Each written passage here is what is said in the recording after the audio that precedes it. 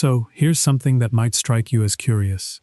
Right now, tonight, in your pocket or on your nightstand, there is a small object that just finished guessing correctly what word you were about to type before you finished typing it. It did this without knowing what a word actually means. It did this the same way a small child learns that fire is hot, not by understanding fire, but by touching it once and remembering. That small object has been learning, quietly, for years, from every message you have sent, every photo you have taken, every search you have typed at 2 in the morning when you could not sleep. It has never been taught the way you were taught in school. Nobody sat it down and explained the rules. It figured them out on its own, from examples, the way a 5-year-old figures out that a dog is a dog long before anyone explains biology. Tonight, we are going to go through all of machine learning from the very beginning, the history, the core ideas, all the way through to how it works in the phone next to you right now. We are going to slow it down so far that it becomes simple, the way you would explain something to a 5-year-old, not because the ideas are childish, but because underneath all the complicated language, they really are this simple. By the end, you will understand what a machine is actually doing when people say it is learning. You will understand where the idea came from, who built the first working version, why it almost died out twice, and how it quietly became the thing running underneath nearly everything you touch. If you fall asleep somewhere along the way, that is perfectly fine. That is the point of this. There is no test at the end. No one is checking. If your eyes close during the part about a man named Frank in New York in 1957, the ideas will still be here whenever you want to come back to them. You can drift in and out as much as you like. Nothing here is going anywhere. So let's start at the beginning, and the beginning is much earlier than you might expect. It is not a computer lab. It is not Silicon Valley. It starts with a question people were asking about thinking itself, long before there were any machines capable of doing anything close to it. The question was deceptively straightforward. What does it mean, physically, inside your head, for a thought to happen? Not the content of the thought, not the words or the images, but the actual physical event. What moves, what changes, what occurs in the material of the brain when you realize something, or remember something, or decide something? This question sat at the intersection of philosophy and biology and mathematics, and for a long time it was considered almost unapproachable, too large, too vague. But in the early 1940s, a scientist named Warren McCulloch and a logician named Walter Pitts sat down and asked a very strange version of this question for their time. They asked, what is a thought, physically? Not philosophically, not spiritually, but physically.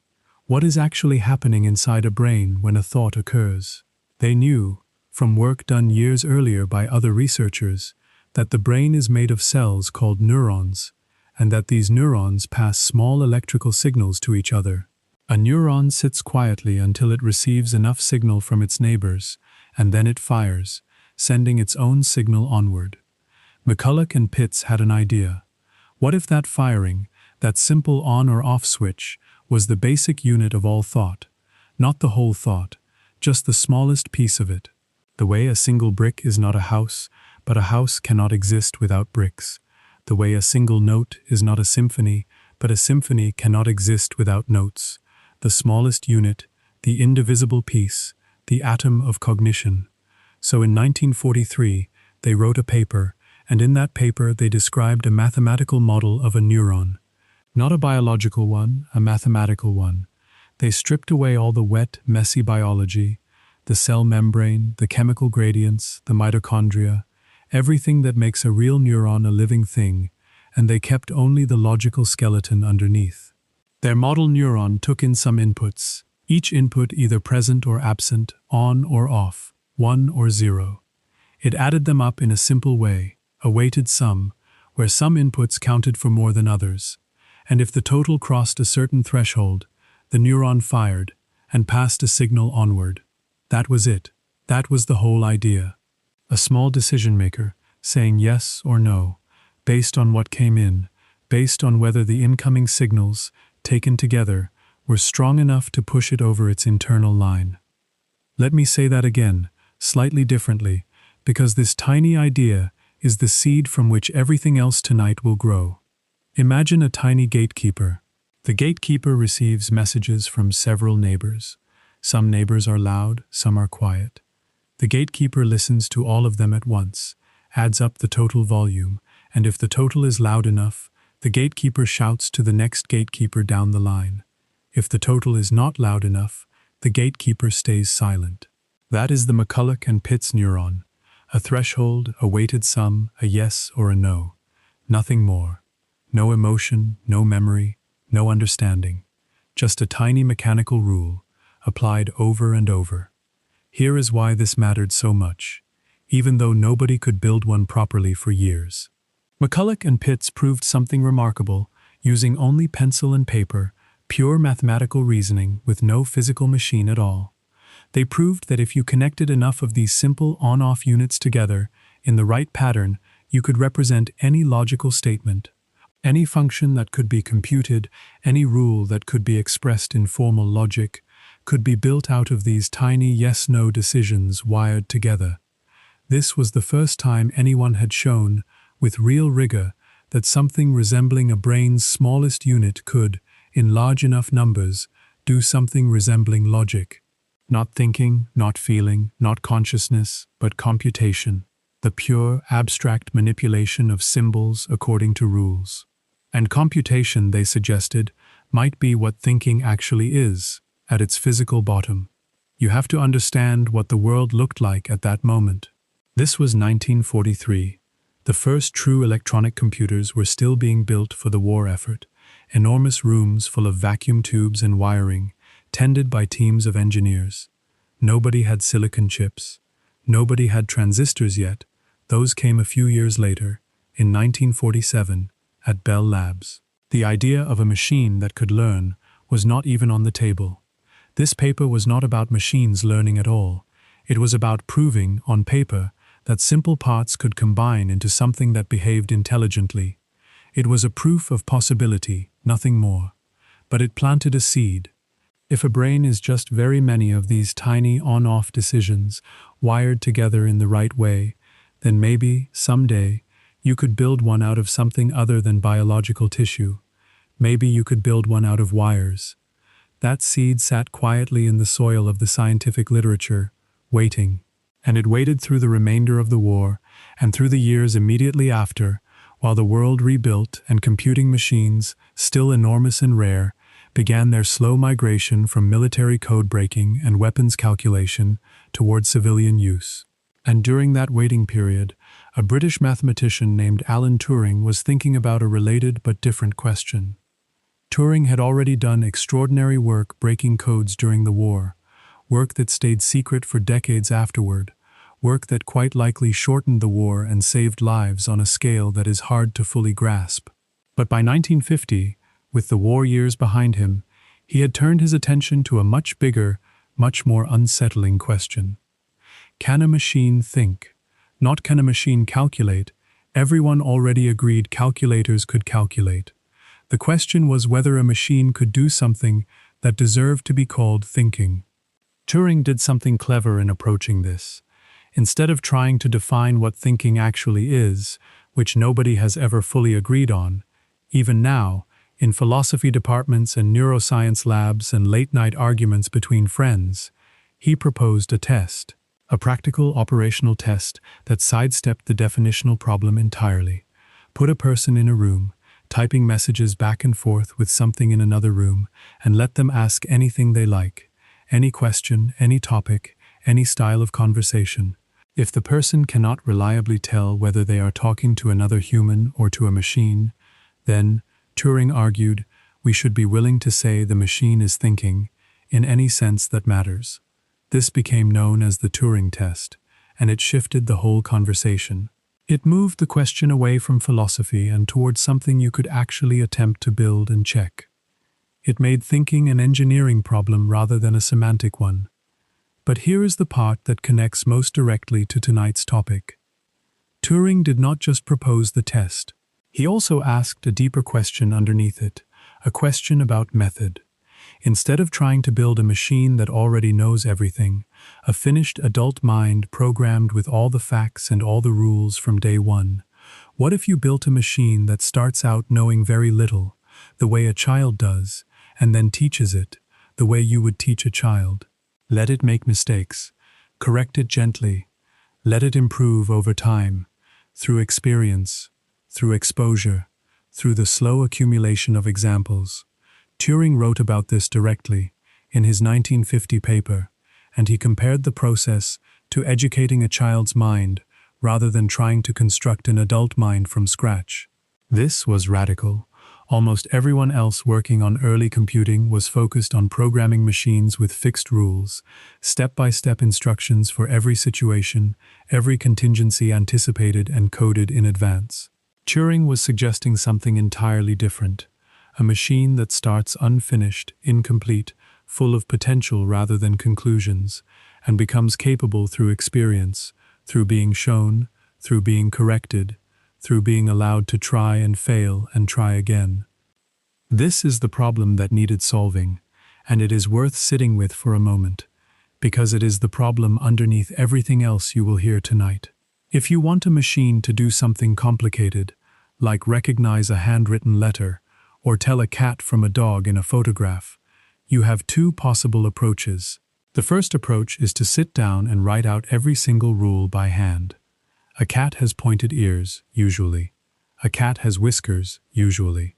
A cat's eyes are a certain shape, usually. A cat's tail is long and flexible, usually. You would keep adding rules, exception after exception, clarification after clarification, and you would very quickly discover that this does not work. There are simply too many variations. A cat photographed in shadow, its features obscured. A cat curled into a tight ball so its ears are completely hidden. A cat sitting behind glass with a reflection smeared across it. A cat seen from directly above, a shape that looks nothing like a cat from the side. A cat in a costume, a cat under a blanket with only one eye visible, a cat mid-leap with its body stretched into an unfamiliar blur. No matter how many rules you write, real life keeps finding the gap between your rules. The world is too varied, too messy, too endlessly creative in its permutations. The second approach is completely different. Instead of writing rules yourself, you show the machine thousands of examples of cats and thousands of examples of things that are not cats, and you let the machine figure out the pattern on its own. You do not tell it what a cat looks like. You do not describe the ears or the whiskers or the shape of the eyes. You show it over and over and let something inside the machine adjust itself, quietly, example by example, until it starts getting the answer right more often than wrong. This is the shift from programming to learning. It is the whole idea in a single sentence. Instead of telling the machine the rules, you give it examples and let it discover the rules for itself. Instead of writing down what you know, you set up conditions under which the machine can come to know something on its own. This sounds simple when said out loud like that, lying here in the dark, with nothing pressing and nowhere to be. But actually building a machine that could do this, in a working, physical form, took another decade after Turing's writing. It took hardware that did not yet exist, patience that was in short supply, and a particular kind of mind willing to bridge the gap between the abstract mathematics of McCulloch and Pitts and the practical engineering of a device you could plug in and watch learn. It took a man named Frank Rosenblatt to bring the McCulloch and Pitts idea of a tiny on-off neuron and Turing's idea of a machine that learns from experience together into a single real device, a machine that did not just compute, but adapted. And that is where we will go next, when you are ready. For now, just let that image settle. A tiny gatekeeper adding up signals, deciding whether to shout. A child's mind starting empty and filling through experience. Two ideas, born in the 1940s, that would take another decade and a half to meet, and another half-century beyond that, to change the shape of nearly everything. But the change began quietly, in a laboratory in Buffalo, New York, with a machine that could barely tell a triangle from a square, and with a man who believed, against most of the prevailing opinion of his time, that a machine could learn the way a child learns, not by being told, but by being shown, and by adjusting, one small nudge at a time, toward getting it right. Let's pick up where we left off, which was somewhere in the late 1950s, in a laboratory in Buffalo, New York, with a man named Frank Rosenblatt, and a machine he called the Perceptron. If you drifted off earlier, that is perfectly fine. The ideas will still be here, waiting, whenever you are ready to return to them. Nothing has moved, nothing has been lost. We are still in the same quiet story, just moving forward, one small step at a time. The Perceptron, as you may remember, was Rosenblatt's attempt to build a machine that could learn. Not a machine that was programmed with rules, not a machine that simply followed instructions someone had written out in advance, but a machine that could adjust itself based on examples, the way a child learns to recognize a dog, not by memorizing a definition of a dog, but by seeing enough dogs and enough things that are not dogs, that the pattern eventually settles in on its own. The perceptron was a physical realization of the mathematical neuron that McCulloch and Pitts had described on paper back in 1943, a simple decision maker that took in signals, weighted them according to their importance, added them up, and fired if the total crossed a threshold. What Rosenblatt added, and this was the part that truly mattered, was a method for those weights to change, to adjust themselves automatically, based on whether the perceptron's guesses were right or wrong. Let me describe this adjustment process one more time, because it sits at the absolute center of everything that follows, and it deserves to be heard slowly, from a slightly different angle, until it feels as natural as breathing. Imagine you are learning to throw a ball at a target. You throw once. You miss, slightly to the left. Your brain does not rewrite its entire understanding of throwing. It makes a tiny, almost imperceptible adjustment to your next throw, a small nudge to the right. You throw again, still a little left, but closer. Another tiny nudge. Over many throws, over many small corrections, your body finds the configuration of muscle movements that reliably sends the ball where you want it to go. You were never handed a written description of the correct throwing motion. You learned it through error, and through small, patient adjustments made in response to error.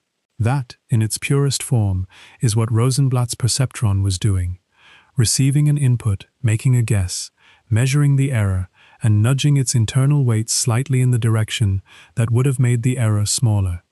Thousands of times, tens of thousands of times, until the weights settled into a shape that got the answer right more often than wrong. When Rosenblatt demonstrated this machine to the press in 1958, the reaction was immediate and intense. The New York Times wrote that the Navy, which had funded some of the research, expected the perceptron would eventually be able to walk, talk, see, write, reproduce itself, and be conscious of its own existence. That sentence is worth sitting with for a moment, because it captures something essential about the way people have always reacted to machines that seem to learn. There is a tendency to leap, almost instantly, from a small working demonstration to the largest possible imagination of where it might lead. The perceptron could barely distinguish a triangle from a square on a small grid of light sensors. It was a single layer of weights, a single decision maker, working on a problem so simple that a child could solve it in an instant. And yet, from that small beginning, the imagination ran all the way to walking, talking, self-reproducing consciousness. That gap between what the machine could actually do and what people projected onto it is not just a historical footnote. It is a recurring pattern in this entire field, a cycle of enthusiasm and disappointment that would repeat itself more than once in the decades that followed. The enthusiasm was not entirely unfounded. The core idea, learning from examples through error correction, was genuine and powerful.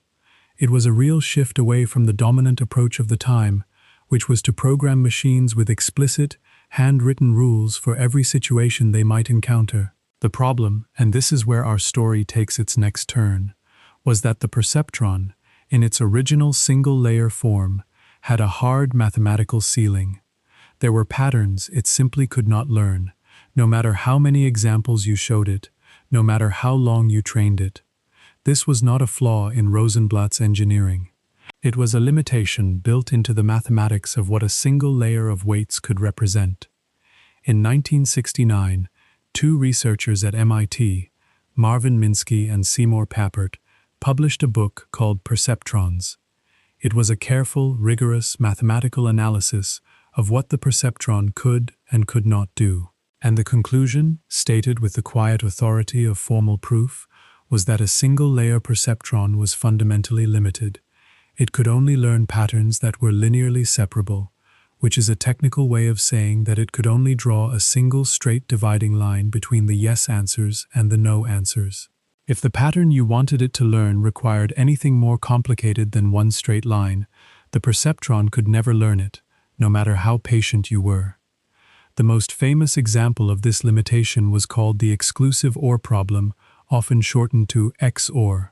It is worth describing slowly, because it is simpler than it sounds, and because it illustrates something important about why this field took the particular path it did. Imagine two light switches on a wall. You want a light to turn on if exactly one of the switches is flipped up, but not if both are up, and not if both are down. If both are up, the light should be off. If both are down, the light should also be off. Only when one is up and the other is down should the light come on. This is a perfectly simple rule. A child can understand it in seconds. But a single-layer perceptron cannot learn it. Not with 1,000 examples. Not with 1,000,000 examples. The geometry of the problem, if you plot the 4 possible switch combinations on a piece of paper, simply does not allow a single straight line to separate the 2 yes cases from the 2 no cases. You need something more than a straight line. You need a bend, a curve, a way of combining multiple simple boundaries into a more complex shape. Minsky and Papert knew this. They also suspected that stacking multiple layers of perceptrons together, creating a network where the output of one layer became the input to the next, might overcome this limitation. A multi-layer system could, in principle, combine several simple straight-line boundaries into a more complex overall boundary, the way you might build a curved fence out of many short straight sections. But, and this was the part that landed with real weight, Minsky and Papert expressed serious doubt that anyone would find a practical, reliable way to train such a multi-layer system. The learning rule that Rosenblatt had used, that simple nudge based on error, only worked cleanly for a single layer. If you had multiple layers stacked together and the final output was wrong, how would you know which of the many weights in the earlier layers deserved the blame, and by how much? This was the credit assignment problem, and in 1969 it had no known solution. The effect of the Perceptrons book on the research community was significant and lasting. Funding for neural network research, which had been flowing reasonably generously through the 1960s, began to dry up. Young researchers were quietly advised to pursue other topics. Conferences that had been devoted to neural approaches saw their attendance shrink. The field did not die entirely, but it entered a period of quiet hibernation, a stretch of years, stretching into the 1970s, during which the idea of machines that learned from examples was treated, in many circles, as a curiosity that had been proven, mathematically, to be a dead end. This period became known, later, as the first AI winter. But winters, even the longest and coldest ones, are not permanent. They are part of a cycle, and underneath the frozen surface, things were still growing, slowly, quietly, in scattered places, tended by people who believed there was something worth saving, something that had been set aside too quickly. The problem was not that multi-layer networks were impossible. The problem was that nobody had found a good way to train them. And through the 1970s and into the early 1980s, a handful of researchers working in different countries, often unaware of each other's progress, began to chip away at that exact problem. The solution, when it came into clear focus, was a mathematical technique called backpropagation. The idea itself had roots going back further than most people realized. Various forms of it had been derived independently in different fields, control theory, statistics, economics, as early as the 1960s and 1970s. But the version that caught the attention of the neural network community, the version that truly shifted the direction of the field, was published in 1986 by David Rumelhart, Geoffrey Hinton, and Ronald Williams. Their paper described, with clarity and practical detail, a method for taking the error at the output of a multi-layer network and propagating it backward, layer by layer, so that every weight in the entire system, from the last layer all the way back to the first, could be adjusted in proportion to its contribution to the error. Let me walk through backpropagation again, the slow way, because it is the single most important mechanism in all of modern machine learning, and it deserves to settle in fully, like water sinking into soil. Picture a long line of people, standing one behind another. The first person receives a piece of information, does something simple to it, and passes it to the second person. The second person does something simple to it, and passes it to the third. This continues, person by person, until the very last person in the line makes a final guess about something, say, whether a photograph shows a cat. Now suppose the guess is wrong. The photograph was of a dog, but the last person said cat.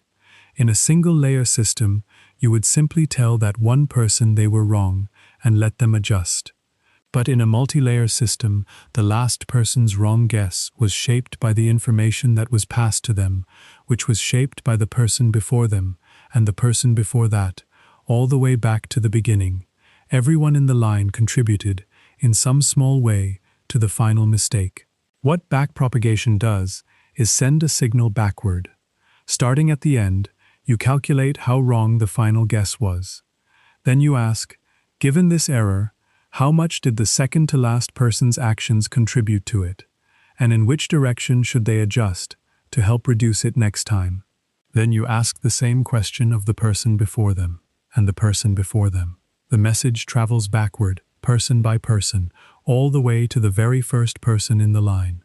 Each person makes a small, proportional adjustment based on their specific share of the overall error. Then you show another photograph, let the signal flow forward again, get a new guess, measure the new error, and send another message backward. Over thousands of repetitions, over millions of small nudges, the entire line of people, the entire stacked network, slowly tunes itself into a configuration that works.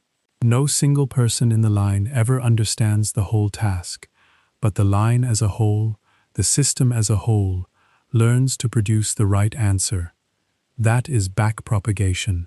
Error flowing backward, weights nudging forward. The same simple idea repeated across every layer, every weight, every example.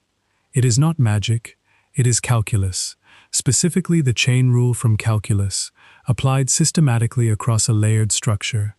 But you do not need to know calculus to understand what it does. It solves the credit assignment problem. It tells you, for every single weight in a network of any depth, how much that weight should change, and in which direction, to make the next guess slightly better. And with that problem solved, multi-layer networks that could learn patterns far more complex than anything a single perceptron could handle, became practical to train. The publication of the 1986 backpropagation paper reopened a door that had seemed firmly closed. Researchers began building networks with several layers, sometimes 3, sometimes 4 or 5, and training them on problems that single-layer perceptrons had never been able to solve. The field of neural networks, which had been quietly hibernating through the AI winter, began to stir and stretch and grow again. One of the people who picked up this thread and ran with it through the late 1980s and into the 1990s was a French researcher named Yann LeCun, working at Bell Labs in New Jersey. LeCun was interested in a particular kind of practical problem, reading handwritten text. Specifically, the numbers written on checks and postal envelopes, the handwritten digits that banks and post offices needed to process by the millions every day. This was a problem that rule-based systems had never solved satisfactorily. Handwriting varies enormously from person to person. A 7 written by one hand can look nearly identical to a 1 written by another hand. The loops of an 8 can be open or closed, large or small, slanted or straight. There was no set of handwritten rules that could capture all this variation. LeCun applied a particular structured version of multi-layer neural networks to this problem. His key insight was that when you are looking at an image, you do not need to process the whole thing at once, in one global glance. You can look at small patches, one at a time, and build up your understanding from those local pieces. A curve in the top left corner, a straight line in the middle, a loop near the bottom. Each small patch tells you something small, and you can combine those small pieces of information, layer by layer, into a larger understanding. He called this structure a convolutional neural network, and the version he built, called LeNet, learned to read handwritten digits well enough that by the mid-1990s, banks in the United States were using versions of it to process real checks. This was one of the first times a learning-based system, a system that had not been programmed with rules but had figured out the patterns on its own from examples, was working quietly inside an everyday piece of financial infrastructure, processing millions of transactions, and almost nobody outside a small technical community knew it was there. That quiet success should have been the beginning of a steady upward trajectory. But the story of this field is rarely a straight line. Even as LeCun's convolutional networks were reading checks, and even as other researchers were applying similar multi-layer networks to other problems, a new difficulty was becoming apparent. Training networks with many layers, what people were beginning to call deep networks, turned out to be extremely temperamental. The backpropagation signal, that backward-flowing message of error, had a tendency to weaken as it traveled through more and more layers.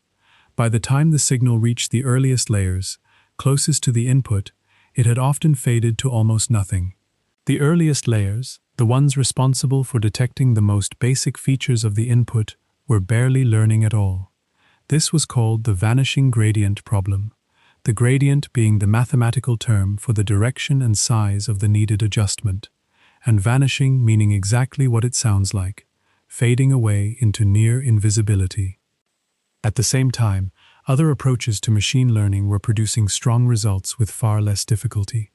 Through the 1990s and into the 2000s, a family of methods called support vector machines, developed largely through the work of Vladimir Vapnik and his collaborators, was setting new benchmarks on many standard problems. Support vector machines were mathematically elegant, computationally efficient, and they did not suffer from vanishing gradients because they were built on an entirely different principle. They did not use layers of simple neurons at all. For a stretch of years, roughly from the mid-1990s through the mid-2000s, neural networks fell out of fashion again. They were not gone. A small community of researchers, including Hinton, LeCun, and Yoshua Bengio in Montreal, continued to work on them, continued to believe that the problems could be solved, continued to develop better training techniques, better ways of initializing weights, and small mathematical adjustments that helped the error signal travel backward more effectively. But in the broader world of machine learning, neural networks were considered, once again, a promising idea that could not quite be made to work reliably at scale. This period is sometimes called the second AI winter, though it was less a winter for machine learning as a whole, which continued to grow and find applications in many industries, and more a winter for neural networks specifically. The turn, when it came, arrived from an unexpected direction. It was not a new mathematical breakthrough, though there were important mathematical improvements along the way. It was hardware, specifically graphics processing units, the chips that had been designed and mass-produced to render video game graphics quickly. These chips turned out to be extraordinarily good at the exact kind of repetitive, parallel arithmetic that training a neural network requires. Millions upon millions of small multiplications and additions, all happening at the same time. Around 2009, researchers began experimenting with using these graphics chips for neural network training, and the results were dramatic. Networks that would have taken weeks to train on traditional computer processors could be trained in days, or even hours. The hardware that had been built to render explosions and landscapes in video games turned out to be the key that opened the door to training much larger, much deeper networks than had ever been practical before. And then, in 2012, Everything came together in a single, widely noticed moment. A yearly competition called ImageNet challenged research groups to build systems that could correctly identify the subject of photographs, sorted into 1,000 different categories, everything from specific breeds of dog to types of fruit to models of car. For years, the best systems, mostly built on the older non-neural methods, had error rates hovering around 25%, getting 1 in 4 images wrong. In 2012, a deep convolutional neural network built by Alex Krzyzewski, Ilya Sutskever, and Jeffrey Hinton, and trained using graphics processing units, entered the competition and achieved an error rate under 16%. The gap between that result and everything that had come before it was large enough and clear enough that the wider research world took notice. The network, known informally as AlexNet, demonstrated that deep neural networks, trained with backpropagation, running on graphics hardware, and fed with enough data, could do things that no other approach could match at that time. From that point forward, the field never looked back. The winter was over. The ideas that McCulloch and Pitts had sketched mathematically in 1943, that Rosenblatt had built physically in 1958, that Rumelhart, Hinton, and Williams had made trainable in 1986, and that the quiet holdouts had kept alive through the years of skepticism, were now at the center of the fastest-growing area of technology. Everything that followed, the voice assistants, the facial recognition, the machine translation, the systems that recommend what to watch or read or listen to, traces back through that 2012 result, back through the patient work of the 1990s and 2000s, back through the backpropagation paper of 1986, back through the Perceptron of 1958, back through the mathematical neuron of 1943. The core idea never changed. Simple decision makers, stacked in layers, adjusting themselves based on error, over and over, until the random static settles into something that works. What changed, and what made everything else possible, was simply the scale at which that core idea could finally be applied. And that is where we will pause, for now.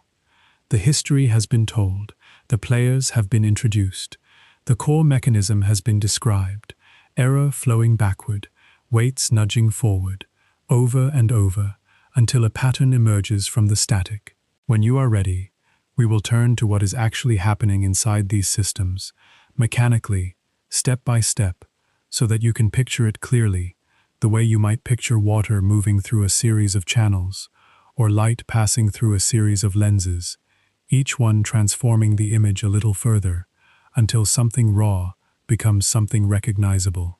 But for now, let it rest. Let the names and dates and ideas settle quietly, the way snow settles on a field, one flake at a time, until the whole landscape is covered, even and still and waiting. We have arrived now at the part of the story where the field takes its first real stumble. Not a small stumble, not a temporary setback, but a long, cold season of doubt that settled over the whole idea of machines that learn from examples. If you have been drifting in and out, that is exactly right. There is no need to be fully alert for what comes next. This part of the story is about patience, about people who kept working when almost everyone else had walked away, and about a problem that seemed simple on the surface but turned out to have no easy answer. It is a quiet part of the story, but a necessary one, the way winter is necessary, even when it feels like nothing is growing. The year was 1969. Marvin Minsky and Seymour Papert, two researchers at the Massachusetts Institute of Technology, published a book called Perceptrons. It was a slim book, carefully argued, full of precise mathematical proofs. It was not a loud book. It did not shout. It simply laid out, with the quiet authority of formal logic, exactly what a single-layer perceptron could do and what it could not do. And the conclusion, stated plainly and repeatedly, was that there were certain patterns, certain very simple patterns, that a single-layer perceptron could never learn. Not with 1,000 examples, not with 1,000,000 examples, not with any amount of training or patience or clever adjustment of the learning rule. The limitation was not in the engineering, it was in the mathematics. A single perceptron could only learn patterns that were linearly separable, which is a technical way of saying that it could only draw a single straight line between the yes answers and the no answers.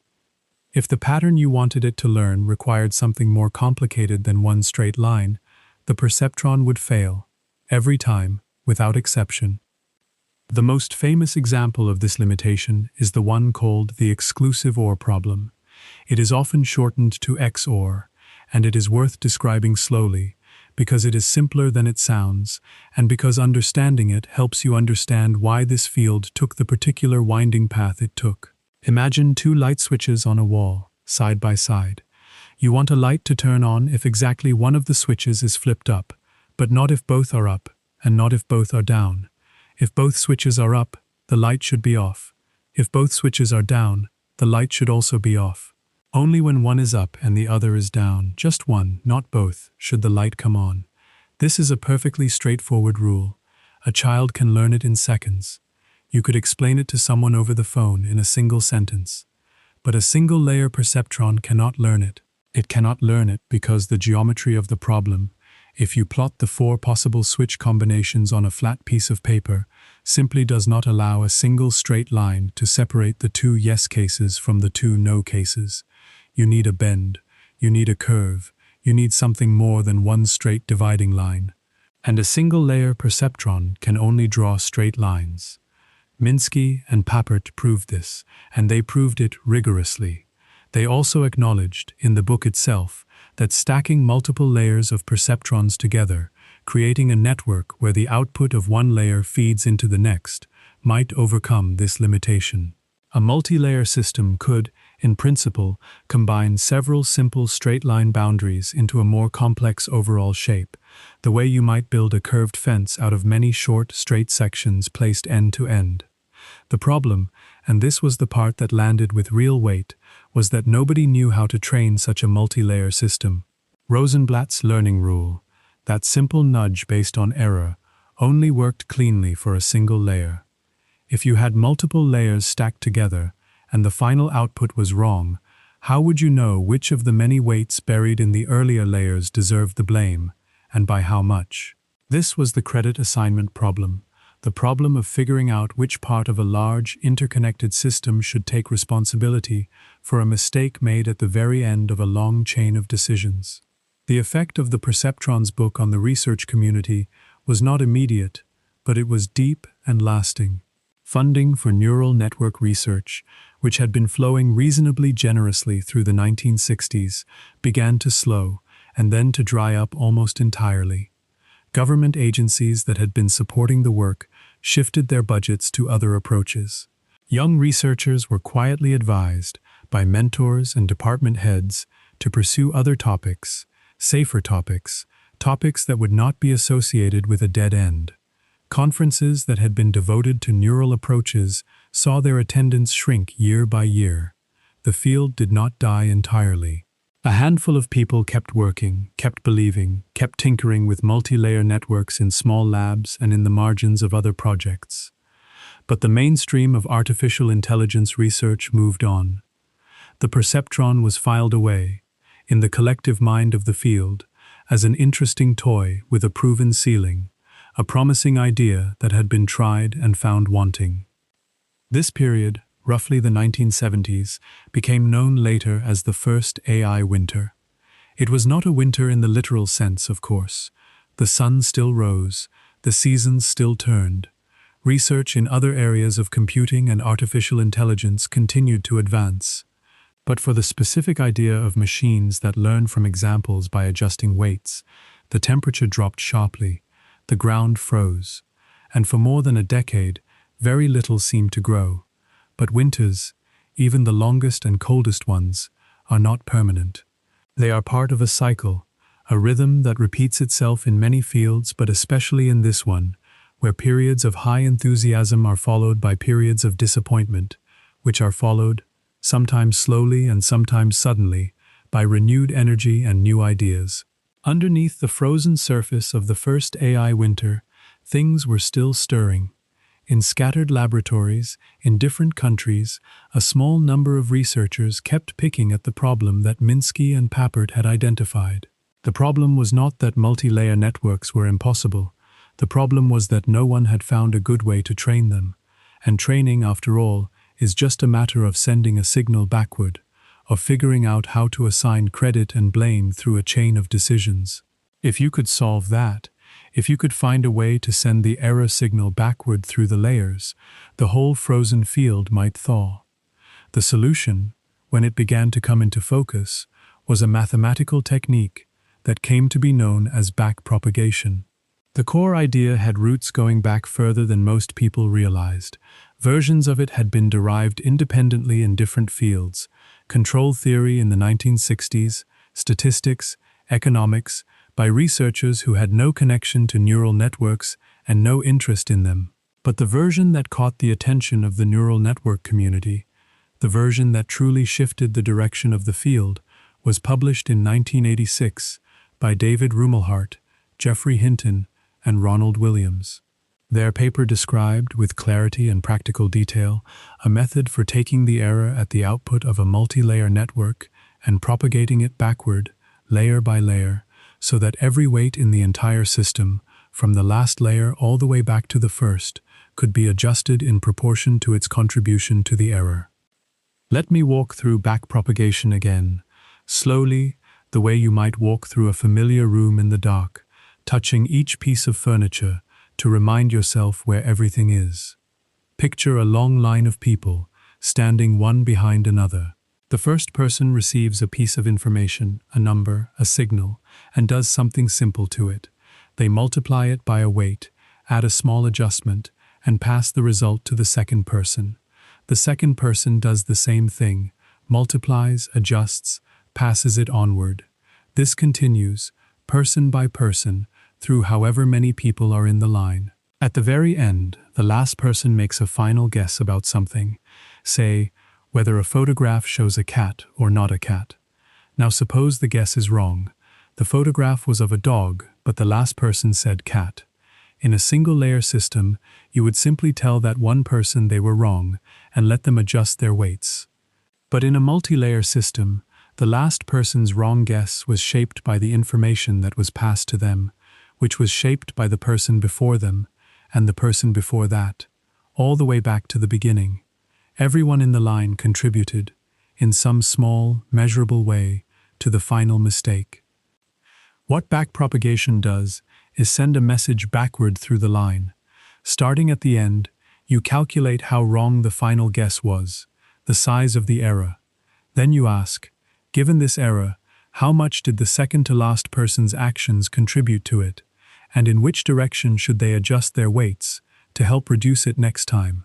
Then you ask the same question of the person before them, and the person before them. The message travels backward, person by person, all the way to the very first person in the line. Each person makes a small, proportional adjustment based on their specific share of the overall error. Then you show another photograph, let the signal flow forward again, get a new guess, measure the new error, and send another message backward.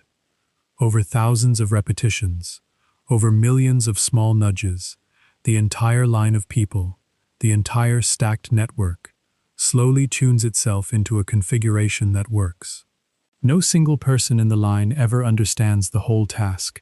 No single layer ever knows what the network as a whole is doing, but the system, the collective, learns to produce the right answer reliably, example after example. That is backpropagation. Error flowing backward, weights nudging forward. The same simple idea repeated across every layer, every weight, every example. It is not magic, it is calculus. Specifically the chain rule from calculus, applied systematically across a layered structure. But you do not need to know calculus to understand what it accomplishes. It solves the credit assignment problem. It tells you, for every single weight in a network of any depth, how much that weight should change, and in which direction, to make the next guess slightly better than the last one. And with that problem solved, multi-layer networks that could learn patterns far more complex than anything a single perceptron could handle, became practical to train for the first time. The publication of the 1986 backpropagation paper reopened a door that had seemed firmly closed for nearly 2 decades. Researchers who had been working in the margins, or who had left the field entirely, began to return. New researchers, younger researchers who had not lived through the first AI winter, brought fresh energy and fresh questions. They began building networks with several layers, sometimes 3, sometimes 4 or 5, and training them on problems that single-layer perceptrons had never been able to touch. The field of neural networks, which had been quietly hibernating, began to stir and stretch and grow again, tentatively at first, and then with increasing confidence. One of the people who picked up this thread and carried it forward through the late 1980s and into the 1990s was a French researcher named Yann LeCun, working at Bell Labs in New Jersey. LeCun was interested in a particular kind of practical problem, reading handwritten text. Specifically, the numbers written on checks and postal envelopes, the handwritten digits that banks and post offices needed to process by the millions every day. This was a problem that rule-based systems had never solved satisfactorily, and for a simple reason. Handwriting varies enormously from person to person. A 7 written by one hand can look nearly identical to a 1 written by another hand. The loops of an 8 can be open or closed, large or small, slanted or straight. A 4 can be open at the top or closed, angular or rounded. There was no set of handwritten rules that could capture all this variation, no list of conditions long enough to cover every possible way a human being might draw a number. LeCun applied a particular structured version of multi-layer neural networks to this problem. His key insight was that when you are looking at an image, you do not need to process the whole thing at once, in one global glance. You can look at small patches, one at a time, and build up your understanding from those local pieces. A curve in the top left corner, a straight vertical line in the middle, a loop near the bottom. Each small patch tells you something small and local, and you can combine those small pieces of information, layer by layer, into a larger, more complete understanding.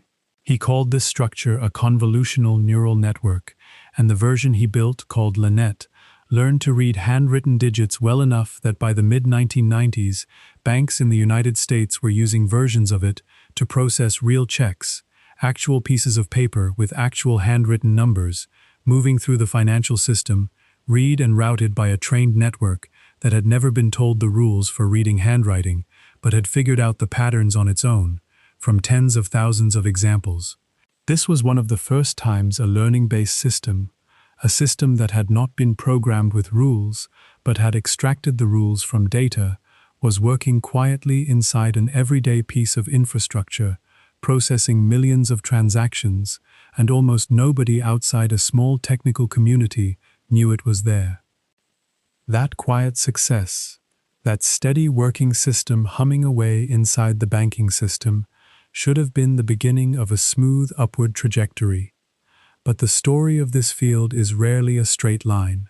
Even as LeCun's convolutional networks were reading checks, and even as other researchers were applying similar multi-layer networks to other problems, a new difficulty was becoming apparent. Training networks with many layers, what people were beginning to call deep networks, turned out to be extremely temperamental. The backpropagation signal, that backward-flowing message of error, had a tendency to weaken as it traveled through more and more layers. Each time the signal passed backward through a layer, it lost a little of its strength, the way a whisper becomes fainter the further it travels down a long hallway. By the time the signal reached the earliest layers, closest to the input, it had often faded to almost nothing. The earliest layers, the ones responsible for detecting the most basic features of the input, were barely learning at all. They were stuck, nearly frozen, while the later layers did all the adjusting. This was called the vanishing gradient problem. The gradient being the mathematical term for the direction and size of the needed adjustment, and vanishing meaning exactly what it sounds like, fading away into near invisibility. At the same time, other approaches to machine learning were producing strong results with far less difficulty. Through the 1990s and into the early 2000s, a family of methods called support vector machines, developed largely through the work of Vladimir Vapnik and his collaborators, was setting new benchmarks on many standard problems. Support vector machines were mathematically elegant. They were computationally efficient. They did not suffer from vanishing gradients because they were built on an entirely different mathematical foundation. They did not use layers of simple neurons at all. They approached the problem of learning from examples from a different angle, one that proved to be very effective for many practical tasks. For a stretch of years, roughly from the mid-1990s through the mid-2000s, neural networks fell out of fashion again. They were not gone. A small, determined community of researchers, including Hinton, LeCun, and a researcher in Montreal named Yoshua Bengio, continued to work on them. They believed the problems could be solved. They developed better training techniques, better ways of initializing the random starting weights so that the error signal would not vanish so quickly, and small mathematical adjustments, new activation functions with names like ReLU, that helped the signal travel backward more effectively. They published papers, trained students, kept the flame burning in a handful of laboratories. But in the broader world of machine learning, neural networks were considered once again a promising idea that could not quite be made to work reliably at scale. This period is sometimes called the second AI winter, though it was less a winter for machine learning as a whole, which continued to grow and find applications in many industries, and more a winter for neural networks specifically, a second long season of skepticism directed at the particular approach that had started with McCulloch and Pitts and Rosenblatt. The turn, when it finally came, arrived from a direction that few people had predicted. It was not a new mathematical breakthrough, though there were important mathematical improvements along the way. It was hardware, specifically graphics processing units, the chips that had been designed and mass-produced by companies like NVIDIA to render video game graphics quickly and smoothly. These chips turned out to be extraordinarily good at the exact kind of repetitive, parallel arithmetic that training a neural network requires. Millions upon millions of small multiplications and additions, all happening at the same time, spread across hundreds or thousands of tiny processing cores. Around 2009, researchers began experimenting seriously with using these graphics chips for neural network training, and the results were immediate and dramatic. Networks that would have taken weeks to train on traditional computer processors could be trained in days, or even hours. The hardware that had been built to render explosions and landscapes in video games, to make imaginary worlds feel real and responsive, turned out to be the key that opened the door to training much larger, much deeper networks than had ever been practical before. And then, in 2012, everything came together in a single, widely noticed moment. It was a competition, an annual event called ImageNet, and its challenge was straightforward to describe, but extremely difficult to do. Build a system that can look at any photograph and correctly identify what it shows, sorted into 1,000 different categories, everything from specific breeds of dog, to types of fruit, to models of car, to species of bird. For years, the best systems, mostly built on the older, non-neural methods, support vector machines and their relatives, had error rates hovering around 25%, getting 1 in 4 images wrong. In 2012, a deep convolutional neural network, built by Alex Krzyzewski, Ilya Sutskever, and Geoffrey Hinton, and trained using graphics processing units, entered the competition and achieved an error rate under 16%. The gap between that result and everything that had come before it was not small. It was large enough and clear enough that the wider research world could not look away. The network, known informally as AlexNet, demonstrated, beyond any reasonable doubt, that deep neural networks, trained with backpropagation, running on graphics hardware, and fed with enough data, could do things that no other approach could match at that time. That moment, that single competition result in the fall of 2012, is the point at which the modern era of machine learning began. It was not the end of the story, far from it. It was more like a hinge, a turning point, after which the direction of travel was clear. From that point forward, the field never looked back. The winter was over. The ideas that had been planted in 1943, built in 1958, made trainable in 1986, and kept alive through years of skepticism by a small community of believers, were now at the center of the fastest-growing area of technology in the world. Everything that followed, the voice assistants, the facial recognition, the machine translation, the recommendation systems, the tools that can hold a conversation or generate an image from a description, traces its lineage back through that 2012 result, back through the patient work of the quiet years, back through the backpropagation paper of 1986, back through the first AI winter and the Perceptron's book of 1969, back through Rosenblatt's machine in 1958, back through McCulloch and Pitts and their mathematical neuron in 1943. The core idea never changed. Simple decision makers, stacked in layers, adjusting themselves based on error, over and over and over, until the random static settles into something that works. What changed, and what made everything else possible, was simply the scale at which that core idea could finally be applied. More layers, more examples, more computing power, all flowing into the same fundamentally simple mechanism. And that is where we will pause again, for now.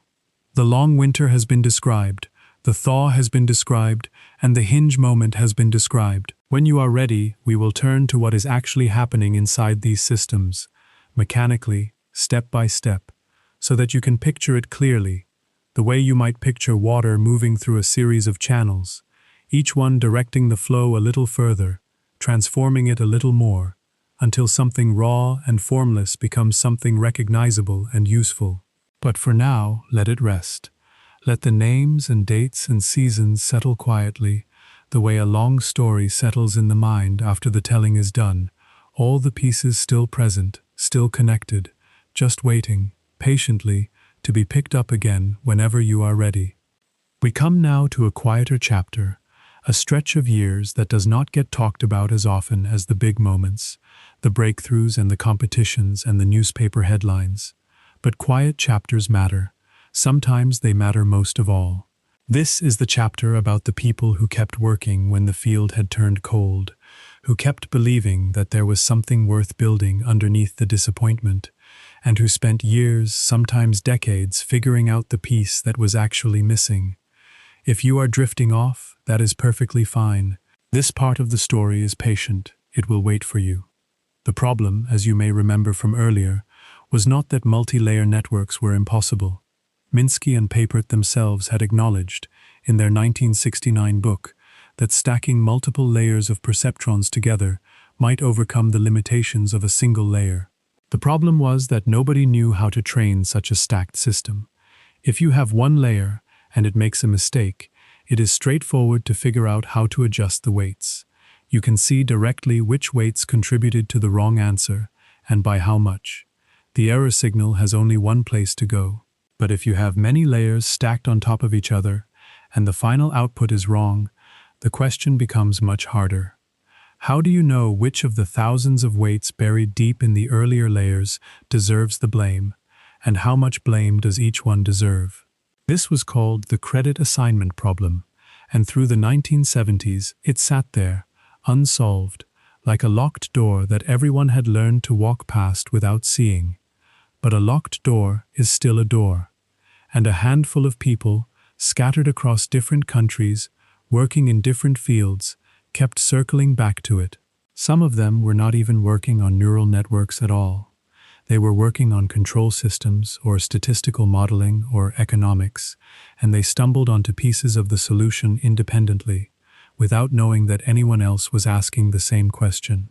The mathematical core of what would eventually be called backpropagation was derived, in different forms and under different names, multiple times during the 1960s and 1970s, by people who had no connection to Rosenblatt or Minsky or the Perceptron. The idea was floating in the air, waiting for someone to pick it up and apply it to the specific problem of training layered networks of simple decision-making units. That someone, or rather that group of someones, came together in the early 1980s. David Rumelhart was a psychologist at the University of California, San Diego, part of a research group that was interested in parallel distributed processing, the idea that cognition might emerge from many simple processing units working together, rather than from a single central executive following rules. Geoffrey Hinton was a British-born researcher who had been thinking about neural networks since the 1970s, one of the few who had never stopped believing that the approach had potential, even during the coldest years of the AI winter. Ronald Williams was a colleague who worked on the mathematical details. Together, and in parallel with other researchers who were circling the same ideas, they worked out a clear, practical method for taking the error at the output of a multi-layer network and sending it backward, layer by layer, so that every weight in the entire system could be adjusted in proportion to its contribution to the mistake. Their paper, published in 1986 in the journal Nature, was not the first description of backpropagation. Earlier versions had appeared in more obscure places, and the basic mathematical idea, the chain rule from calculus applied to layered systems, had been understood in other contexts for years. But their paper was the one that caught the field's attention. It was clear, it was practical, it included worked examples, and it arrived at a moment when the broader research community was ready, after the long winter, to give neural networks another look. Let me walk through backpropagation one more time, because it is the engine underneath everything that follows. And understanding it, really understanding it, means understanding nearly everything that matters about how modern learning systems work. Picture a long line of people, standing one behind another. The first person receives a piece of information, maybe a number, maybe a pattern of brightness readings from a small patch of an image. They do something simple to it. They multiply it by a weight, a number that represents how much importance they assign to that particular piece of information. They add a small adjustment. They pass the result to the second person. The second person does the same thing, multiplies by their own weights, adds their own adjustment, passes it onward. This continues, person by person, through however many people are in the line. At the very end, the last person looks at what they have received and makes a final guess about something. Is this photograph a cat or not a cat? Is this handwritten number a 7 or a 3? Is this sound pattern the word hello or the word help? Now suppose the guess is wrong. The photograph was of a dog, but the last person said cat. In a single-layer system, you would simply tell that one person they were wrong and let them adjust their weights. But in a multi-layer system, the last person's wrong guess was shaped by the information that was passed to them, and that information was shaped by the person before them, and the person before them. Everyone in the line contributed, in some small and measurable way, to the final mistake. If you only adjust the last person's weights, you are ignoring all the earlier contributions, all the earlier decisions that shaped the information that the last person received. You are correcting the symptom, but not the cause. What backpropagation does is send a message backward through the line. Starting at the end, you calculate how wrong the final guess was. You ask, given this error, how much did the second-to-last person's actions contribute to it? How much of the mistake can be traced back to the weights that the second-to-last person used when they processed their information? And in which direction should those weights be adjusted, nudged slightly up or slightly down, to help reduce the error next time? Then you ask the same question of the person before them, and the person before them. The message travels backward, person by person, all the way to the very first person in the line. Each person makes a small, proportional adjustment based on their specific, calculated share of the overall error. No one person is blamed for everything. The blame is distributed, mathematically, across the entire chain, according to how much each link in the chain influenced the final outcome. Then you show another photograph. The signal flows forward again, through the slightly adjusted weights. The last person makes a new guess. You measure the new error. And you send another message backward, over thousands of repetitions, over millions of small nudges. The entire line of people, the entire stacked network, slowly tunes itself into a configuration that works. No single person in the line ever understands the whole task, No single layer ever knows what the network as a whole is doing. But the system, the collective, learns to produce the right answer reliably, example after example after example. That is backpropagation, error flowing backward, weights nudging forward. The same simple idea, repeated across every layer, every weight, every example. It is not magic.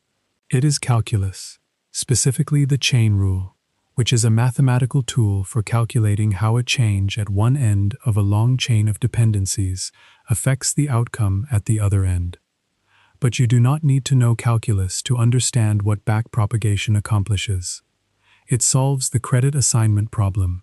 It tells you, for every single weight in a network of any depth, no matter how many layers, no matter how many thousands or millions of individual connections, how much that weight should change, and in which direction, to make the next guess slightly better than the last one. It turns the locked door into an open door. It makes multi-layer networks trainable. The effect of this on the small community of neural network researchers was immediate and energizing. Researchers who had been working in the margins, or who had left the field entirely during the winter years, began to return. New researchers, younger researchers who had not lived through the disappointment of 1969, brought fresh energy and fresh questions. They began building networks with several layers, sometimes 3, sometimes 4 or 5, and training them on problems that single-layer perceptrons had never been able to touch. The field began to stir and stretch and grow again, tentatively at first, and then with increasing confidence. One of the people who took this newly practical technique and pushed it further than almost anyone else during those years was a French researcher named Yann LeCun. He was working at Bell Labs in New Jersey, the same research institution where the transistor had been invented decades earlier, and he was interested in a particular kind of practical problem: reading handwritten text. Specifically, the numbers written on checks and postal envelopes, the handwritten digits that banks and post offices needed to process by the millions every single day, accurately and quickly. This was a problem that rule-based systems had never solved satisfactorily, for a reason that is worth understanding. Handwriting varies enormously from person to person. A 7 written by one hand can look nearly identical to a 1 written by another hand. The loops of an 8 can be open or closed, large or small, slanted or straight. A 4 can be open at the top or closed, angular or rounded. A 2 can have a loop at the bottom or a sharp angle. The variation is endless, and no set of handwritten rules, no list of if-then conditions, could ever be long enough or detailed enough to capture all of it. LeCun's key insight was about structure. When you look at an image, you do not need to process the whole thing at once, in one global glance. Your own visual system does not work that way. Your eye moves across a scene in small jumps, taking in local patches of information, and your brain assembles those local pieces into a coherent whole. LeCun built a network that worked the same way. Each unit in the network did not look at the entire image. It looked only at a small patch, a tiny window of pixels. It extracted something simple from that patch, a curve, an edge, a corner. Then the next layer looked at slightly larger patches, combining the simple features from the first layer into slightly more complex features, and the layer after that combined those into still more complex features. This structure, which he called a convolutional neural network, was not just a technical trick. It was a way of building into the network itself a prior assumption about how visual information is organized, that nearby pixels tend to be related, and that the same pattern, a curve, an edge, a loop, can appear anywhere in the image and still mean the same thing. The version of this network that LeCun built, called LeNet, learned to read handwritten digits. It was trained on thousands of examples of handwritten numbers, each one labeled with the correct digit. It started with random weights, made guesses, measured its errors, and adjusted, using backpropagation, over and over, until the random static settled into a configuration that could look at a handwritten number it had never seen before and correctly identify it. By the mid-1990s, versions of this system were being used by banks in the United States to process real checks, actual pieces of paper with actual handwritten numbers moving through the financial system, read and routed by a trained network that had never been told the rules for reading handwriting. It had figured out the patterns on its own, from examples. This was one of the first times a learning-based system, a system that had not been programmed with explicit rules but had extracted the regularities from data, was working quietly inside an everyday piece of critical infrastructure, processing millions of transactions, and almost nobody outside a small technical community knew it was there. That quiet success, that steady working system humming away inside the banking system, should have been the beginning of a smooth and steady upward trajectory for neural networks. But the story of this field is rarely a straight line. Even as LeCun's convolutional networks were reading checks, and even as other researchers were applying similar multi-layer networks to other problems, a new difficulty was becoming apparent. Training networks with many layers, what people were beginning to call deep networks, turned out to be extremely temperamental. The problem was this: the backpropagation signal, that backward-flowing message of error, had a tendency to weaken as it traveled through more and more layers. Each time the signal passed backward through a layer, it was multiplied by numbers that were often small, and multiplying small numbers by small numbers produces even smaller numbers. By the time the signal reached the earliest layers, closest to the input, it had often faded to almost nothing. The earliest layers, the ones responsible for detecting the most basic features of the input, were barely learning at all. They were stuck, nearly frozen in their initial random configuration, while the later layers did all the meaningful adjusting. This was called the vanishing gradient problem, the gradient being the mathematical term for the direction and magnitude of the needed adjustment, and vanishing meaning exactly what it sounds like: fading away, diminishing, disappearing into near invisibility. At the same time, other approaches to machine learning were producing strong results with far less difficulty and far less computational expense. Through the 1990s and into the early 2000s, a family of methods called support vector machines, developed largely through the theoretical work of Vladimir Vapnik and his collaborators, was setting new benchmarks on many standard problems. Support vector machines were mathematically elegant, grounded in a well-understood body of statistical theory. They were computationally efficient, requiring far less processing power than neural networks. And they did not suffer from vanishing gradients because they were built on an entirely different mathematical foundation. They did not use layers of simple neurons at all. They approached the problem of learning from examples from a different angle, one that proved to be very effective for many practical tasks. For a stretch of years, roughly from the mid-1990s through the mid-2000s, neural networks fell out of fashion again. They were not gone, not entirely. A small, determined community of researchers, including Hinton, LeCun, and a researcher in Montreal named Yoshua Bengio, continued to work on them. They believed the problems could be solved. They believed that deep networks, networks with many layers, had the potential to do things that shallower methods could not. They developed better training techniques, better ways of initializing the random starting weights so that the error signal would not vanish so quickly, and small but crucial mathematical adjustments, new activation functions with names like ReLU, rectified linear unit, that helped the signal travel backward more effectively. They published papers, trained graduate students, kept the flame burning in a handful of laboratories around the world. But in the broader world of machine learning, neural networks were considered once again a promising idea that could not quite be made to work reliably at scale. This period is sometimes called the second AI winter, though it was less a winter for machine learning as a whole, which continued to grow and find applications in many industries, and more a winter for neural networks specifically, a second long season of skepticism directed at the particular approach that had started with McCulloch and Pitts and Rosenblatt and had been revived, temporarily, by backpropagation. The turn, when it finally came, arrived from a direction that few people had predicted. It was not a new mathematical breakthrough, though there were important mathematical improvements along the way. It was hardware, specifically graphics processing units, the chips that had been designed and mass-produced to render video game graphics quickly and smoothly. These chips turned out to be extraordinarily well-suited to the exact kind of repetitive, parallel arithmetic that training a neural network requires. Millions upon millions of small multiplications and additions, all happening at the same time, spread across hundreds or thousands of tiny processing cores.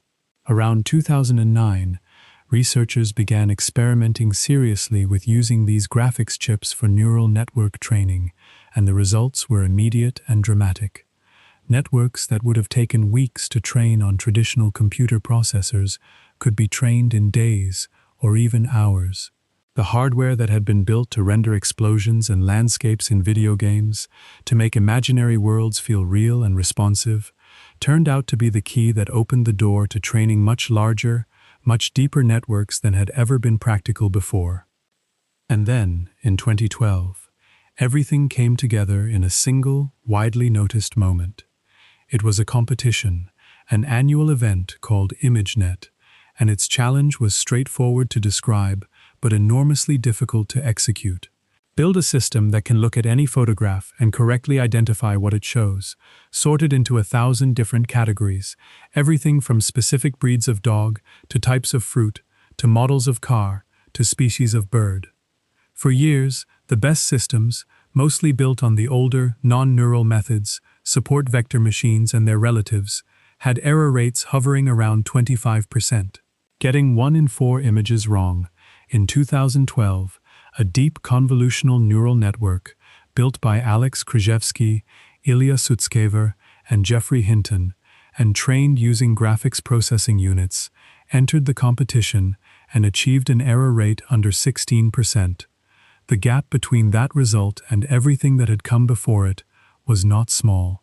It was large enough and clear enough that the wider research world could not look away.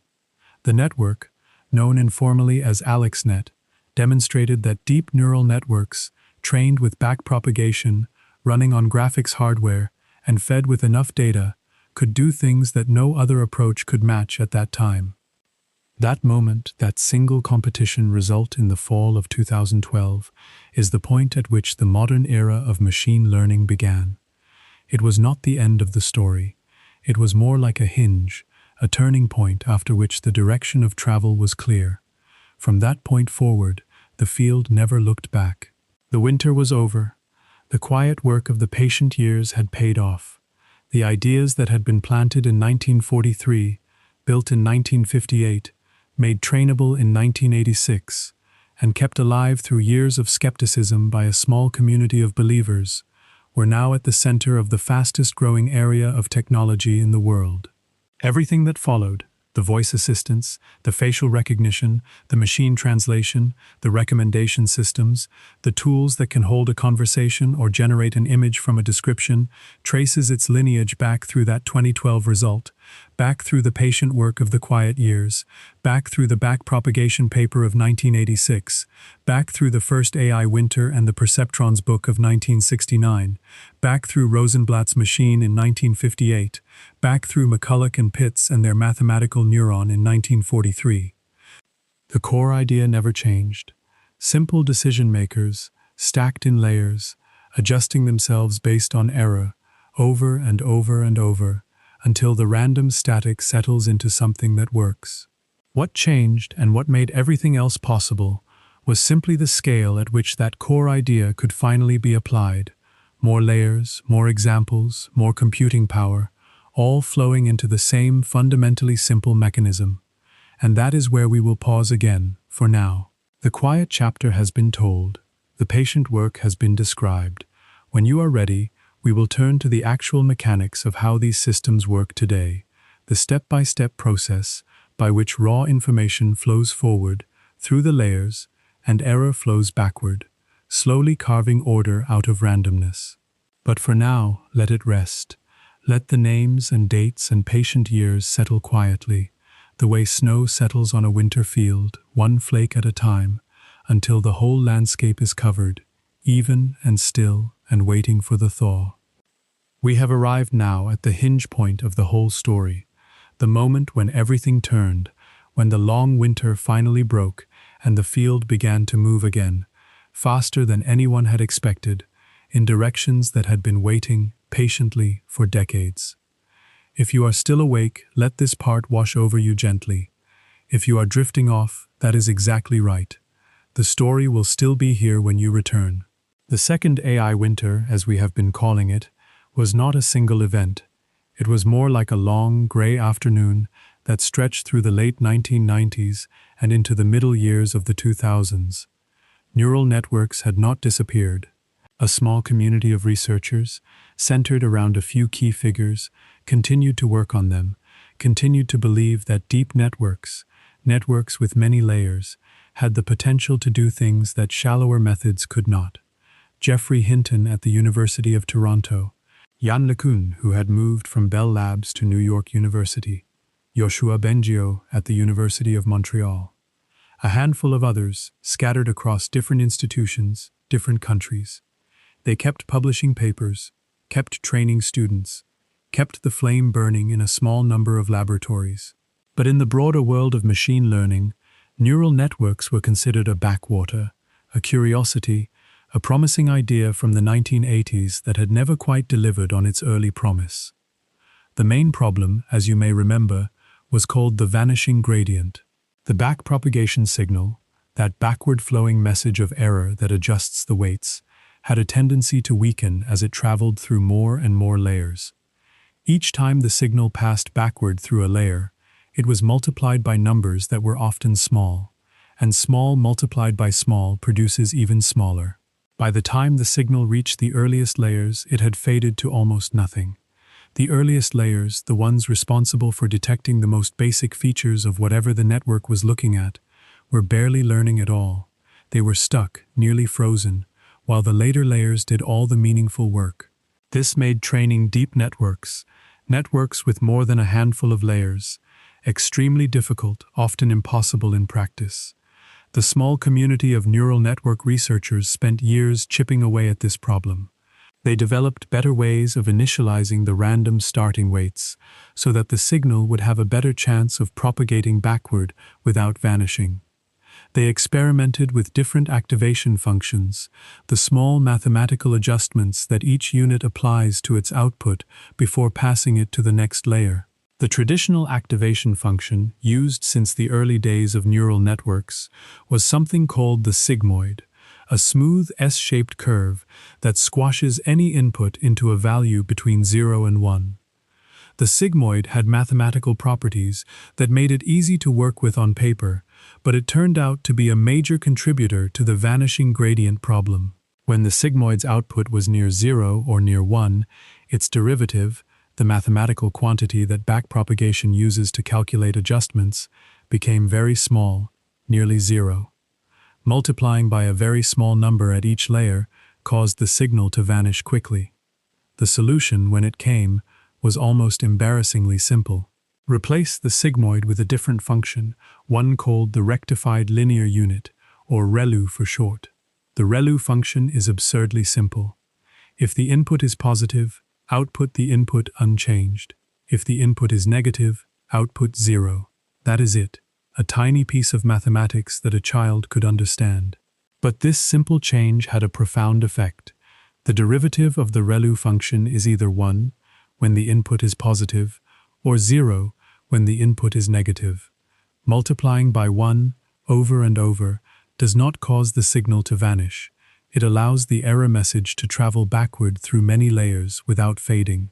This one small adjustment, swapping out the smooth S-curve for a simple threshold function, made it possible to train much deeper networks than before. It was not a new theory. It was not a breakthrough in the sense that backpropagation had been a breakthrough. It was more like finding the right key for a lock that everyone had been fumbling with for years. Simple once you knew it, invisible until someone tried it. But the piece that truly tipped the balance, the piece that took deep neural networks from a laboratory curiosity to the center of the technology world, was not a mathematical innovation at all. It was hardware. Specifically, graphics processing units, or GPUs. the chips that had been designed and mass-produced to render video game graphics quickly and smoothly. These chips were built to do one thing extremely well: perform many simple arithmetic operations at the same time, in parallel. Rendering a three-dimensional scene in a video game requires calculating the color and brightness of millions of pixels, each one requiring similar small mathematical operations, all happening simultaneously, dozens of times per second. The hardware that had been developed to meet this demand turned out to be extraordinarily well suited to the exact kind of computation that training a neural network requires. Training a neural network, at its computational core, is just a very large number of matrix multiplications. A matrix is a grid of numbers, and multiplying matrices together is the mathematical operation that underlies the forward flow of information through the layers, the calculation of each unit's weighted sum. Backpropagation is also, at its core, a series of matrix multiplications, running in the reverse direction. These operations are highly parallel, meaning they can be broken into many small pieces that all happen at the same time, rather than one after another. A traditional computer processor, a CPU, is designed to do a small number of things very quickly, one after another. A GPU is designed to do a very large number of simple things at once. And it turned out that training a neural network was exactly the kind of task that a GPU could accelerate by a factor of 10, or 50, or 100, compared to a CPU. Around 2009, researchers began experimenting seriously with using GPUs for neural network training. The results were immediate and dramatic.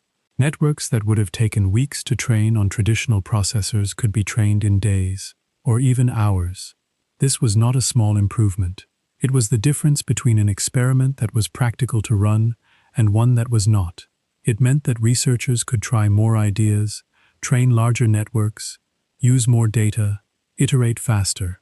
The hardware that had been built to render explosions and landscapes in video games, to make imaginary worlds feel real and responsive, turned out to be the key that opened the door to a different kind of imaginary world, the world inside a trained neural network.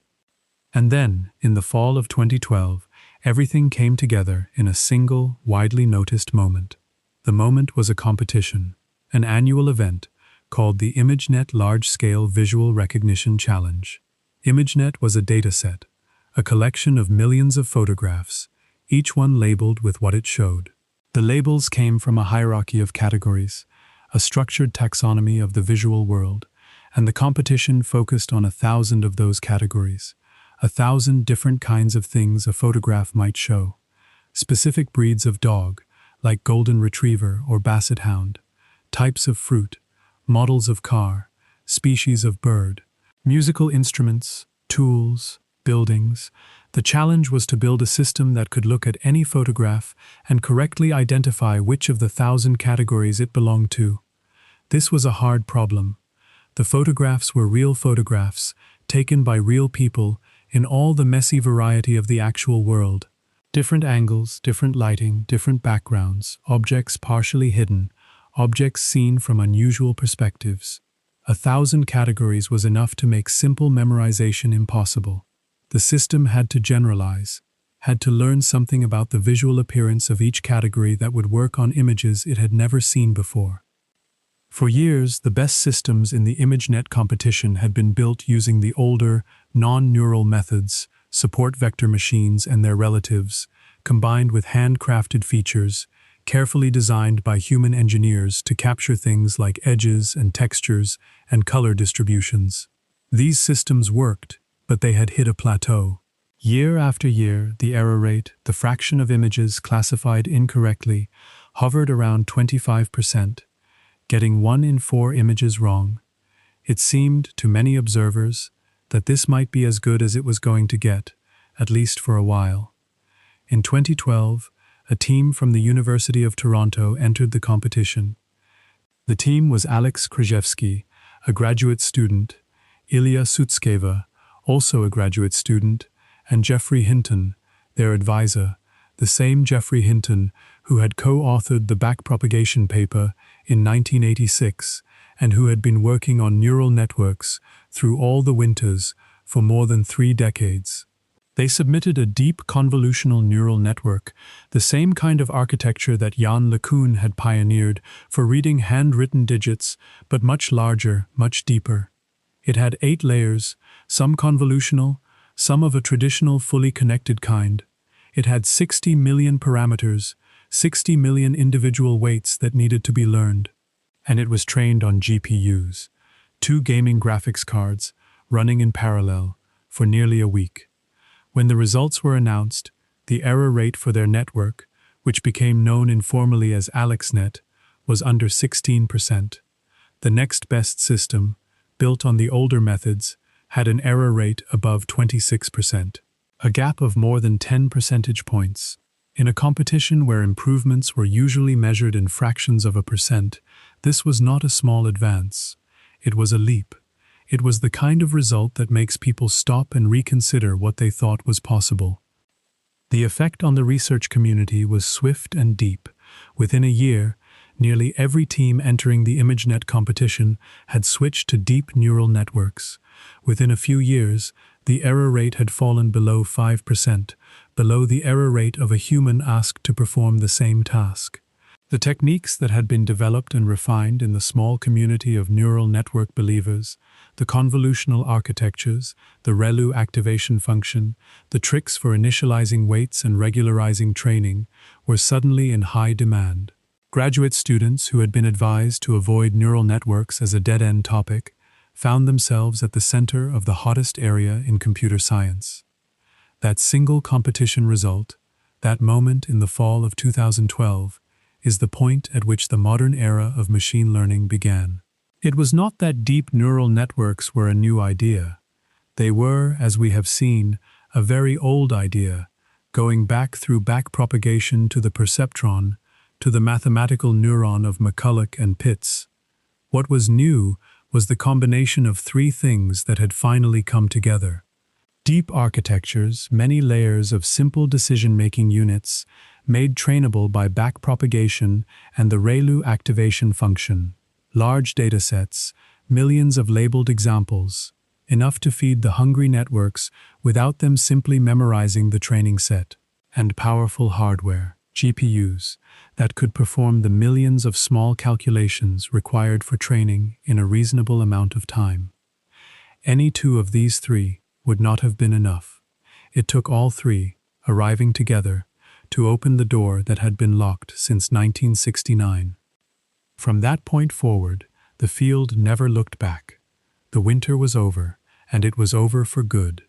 The techniques that had been kept alive by a small community of believers during the gray years were now the foundation of a new industry. Companies that had shown little interest in neural networks during the 1990s and 2000s began hiring machine learning researchers by the dozens, then by the hundreds.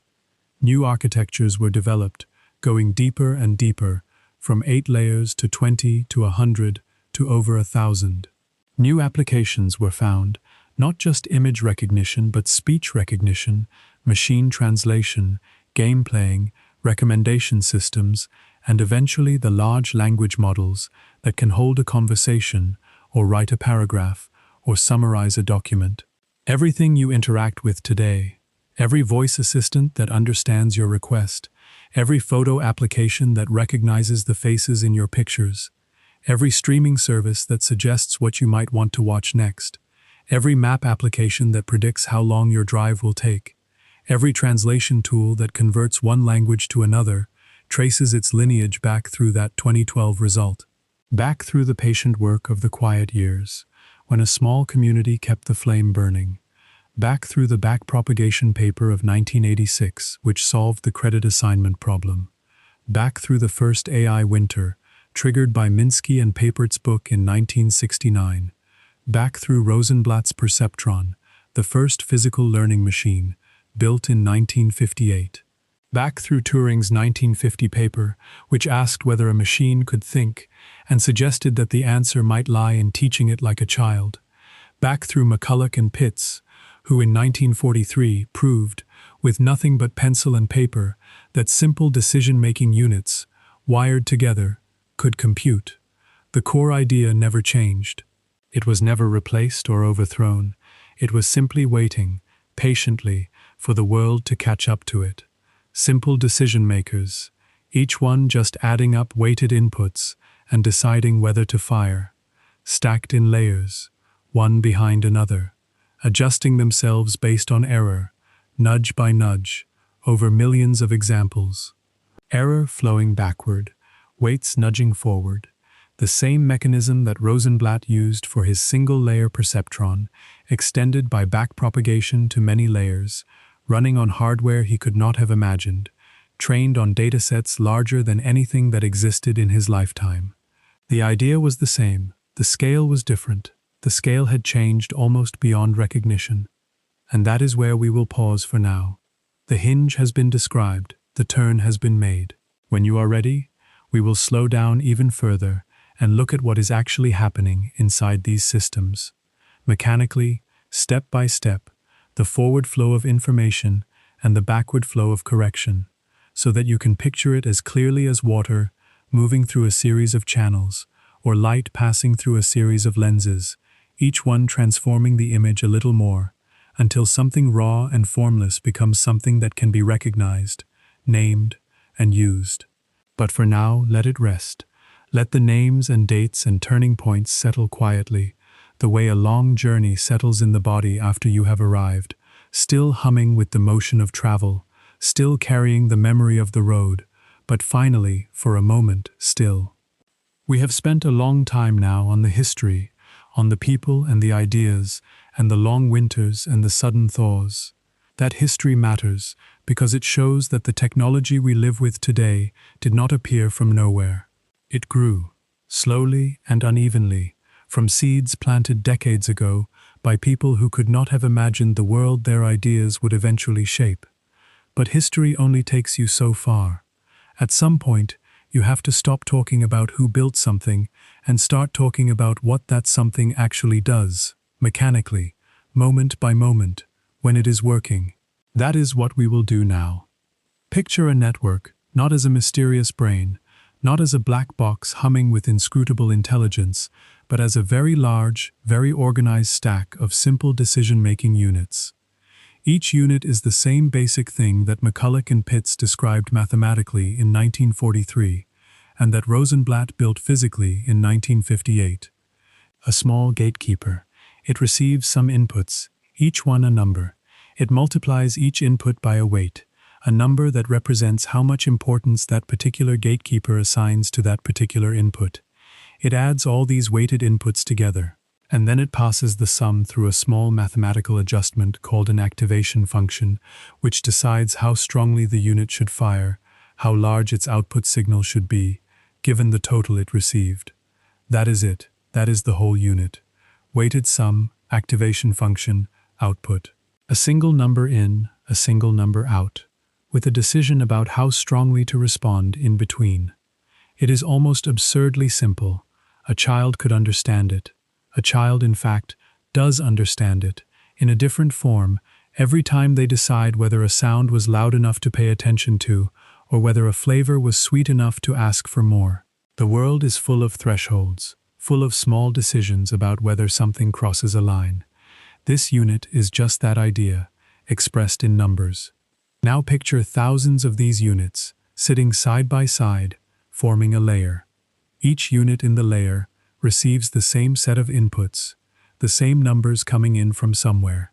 But each unit has its own set of weights, its own unique pattern of what it pays attention to and what it ignores.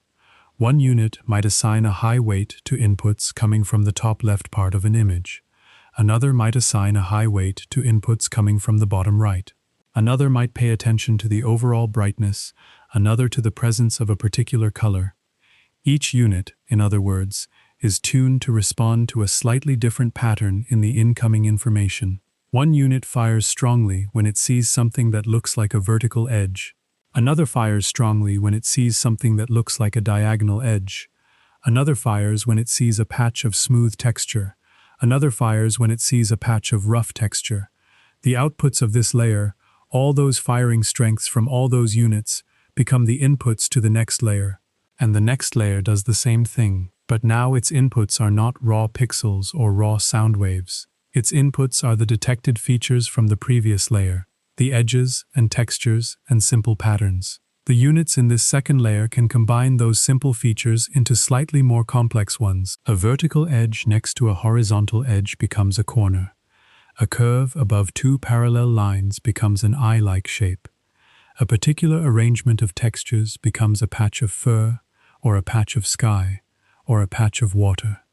The outputs of this second layer become the inputs to a third layer.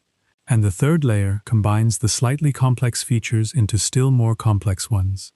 An eye shape, another eye shape, a nose-like shape in between, arranged in the right proportions, starts to look like a face. A wheel shape, a rectangular body, a shiny surface, arranged in the right way, starts to look like a car.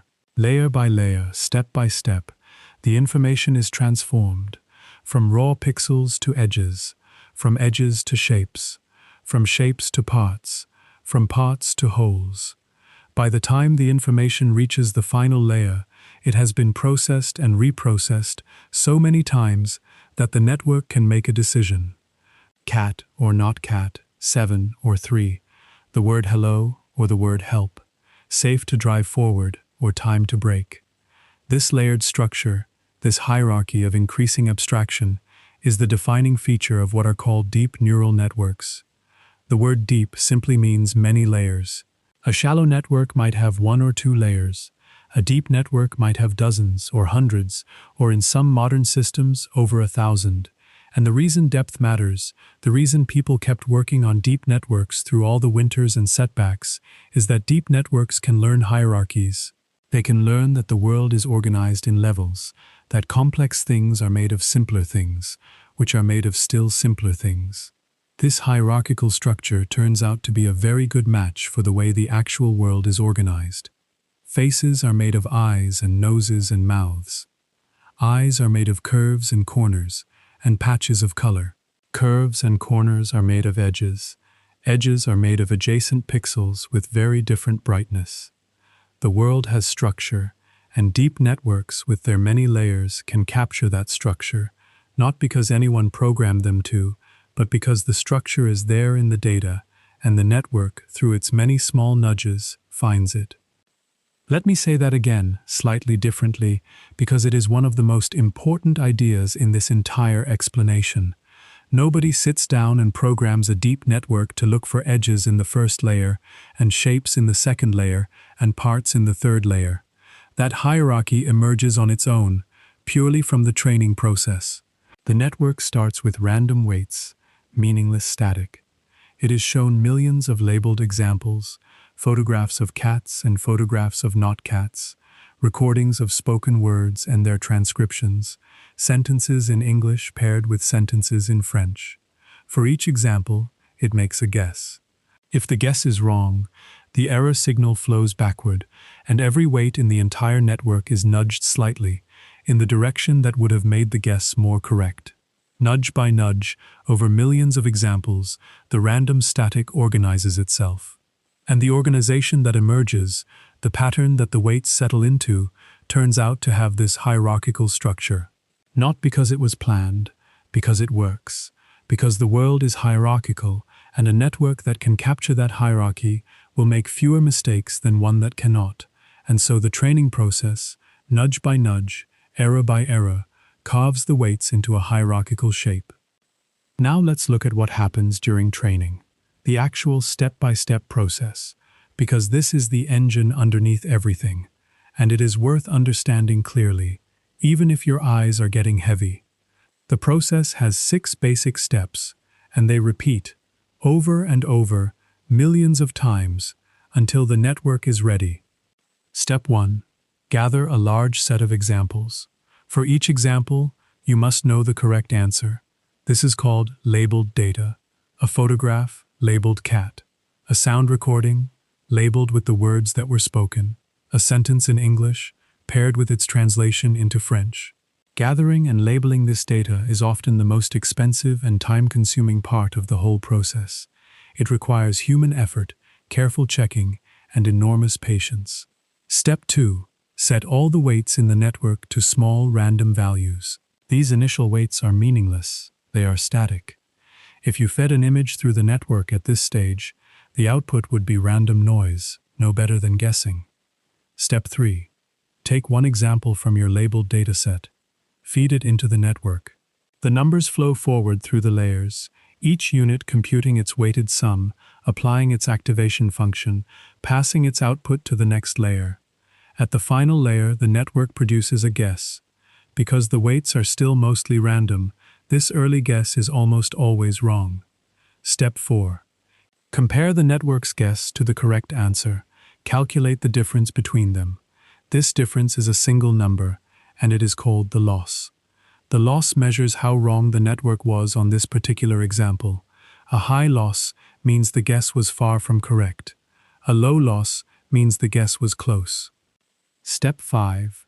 This is the key step, the one that took decades to figure out.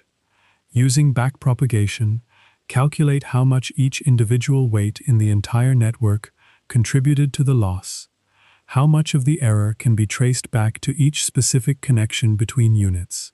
Once you know each weight's share of the blame, nudge each weight slightly in the direction that would reduce the loss. Not a large nudge, a tiny nudge, a fraction of a percent.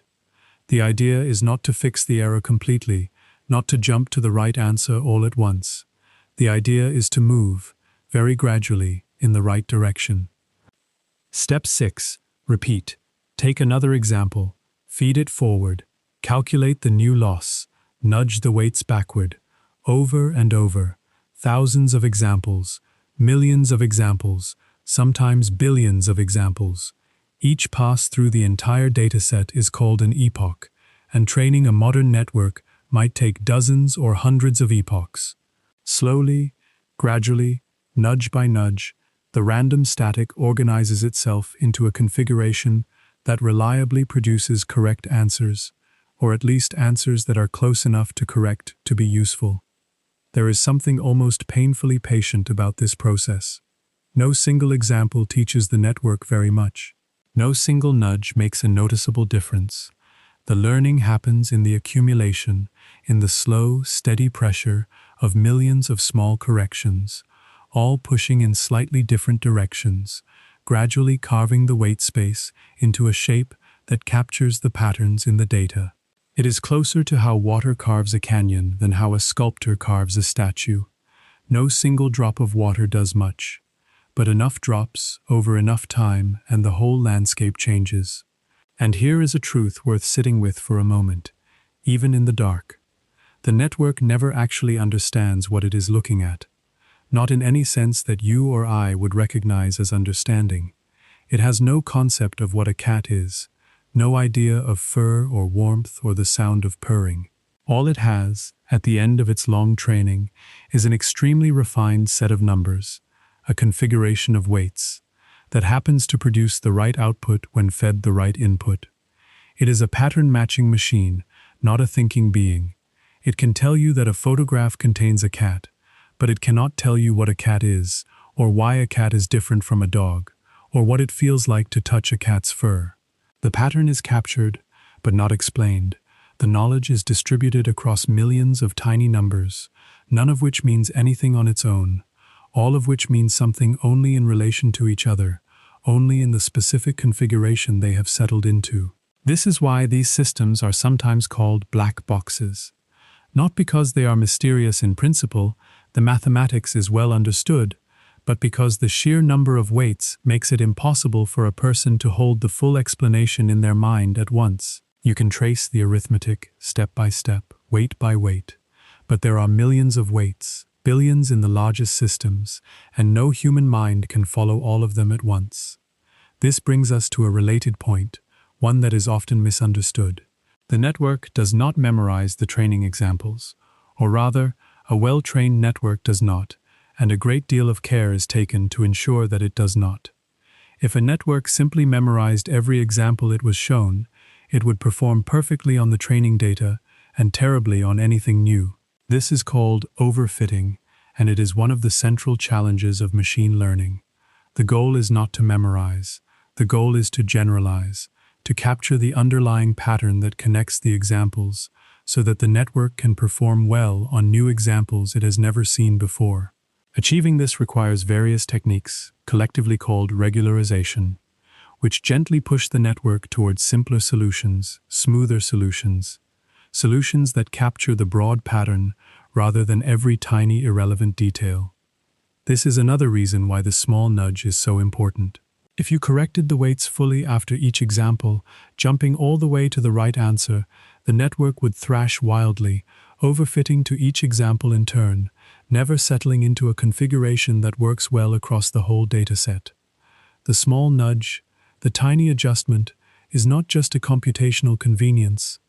It is a form of patience, a way of letting the pattern emerge gradually, across many examples, rather than latching onto any single one. So that is the core process: labeled data, random initial weights, forward flow to make a guess, backward flow to measure and distribute the error. Small nudges to every weight. Repeat millions of times. Out of this repetition, this patience, this slow accumulation of tiny corrections, a configuration emerges that can look at a new image, or listen to a new sound, or read a new sentence, and produce an answer that is correct, or nearly correct, most of the time. What happens inside the network during this process, what the different layers learn to respond to, has been studied by researchers who have found ways to look inside trained networks and visualize what each layer is doing. The results of these studies are one of the most satisfying confirmations that the whole approach is working roughly the way you would hope. In an image recognition network, the first layer, closest to the input, learns to detect edges, simple boundaries between light and dark, at various angles. Vertical edges, horizontal edges, diagonal edges, just lines. The second layer combines edges into simple shapes, corners, curves, small patches of texture. The third layer combines shapes into recognizable parts: an eye shape, a wheel shape, a patch of fur, a patch of sky. The fourth layer combines parts into more complete objects: a face, a car, an animal, a building. And the final layers combine objects into scenes and categories, making the final decision about what the image as a whole contains. This hierarchy was not programmed, it was not designed. It emerged purely from the data and the training process. And it mirrors, in a rough way, what we know about how biological visual systems work.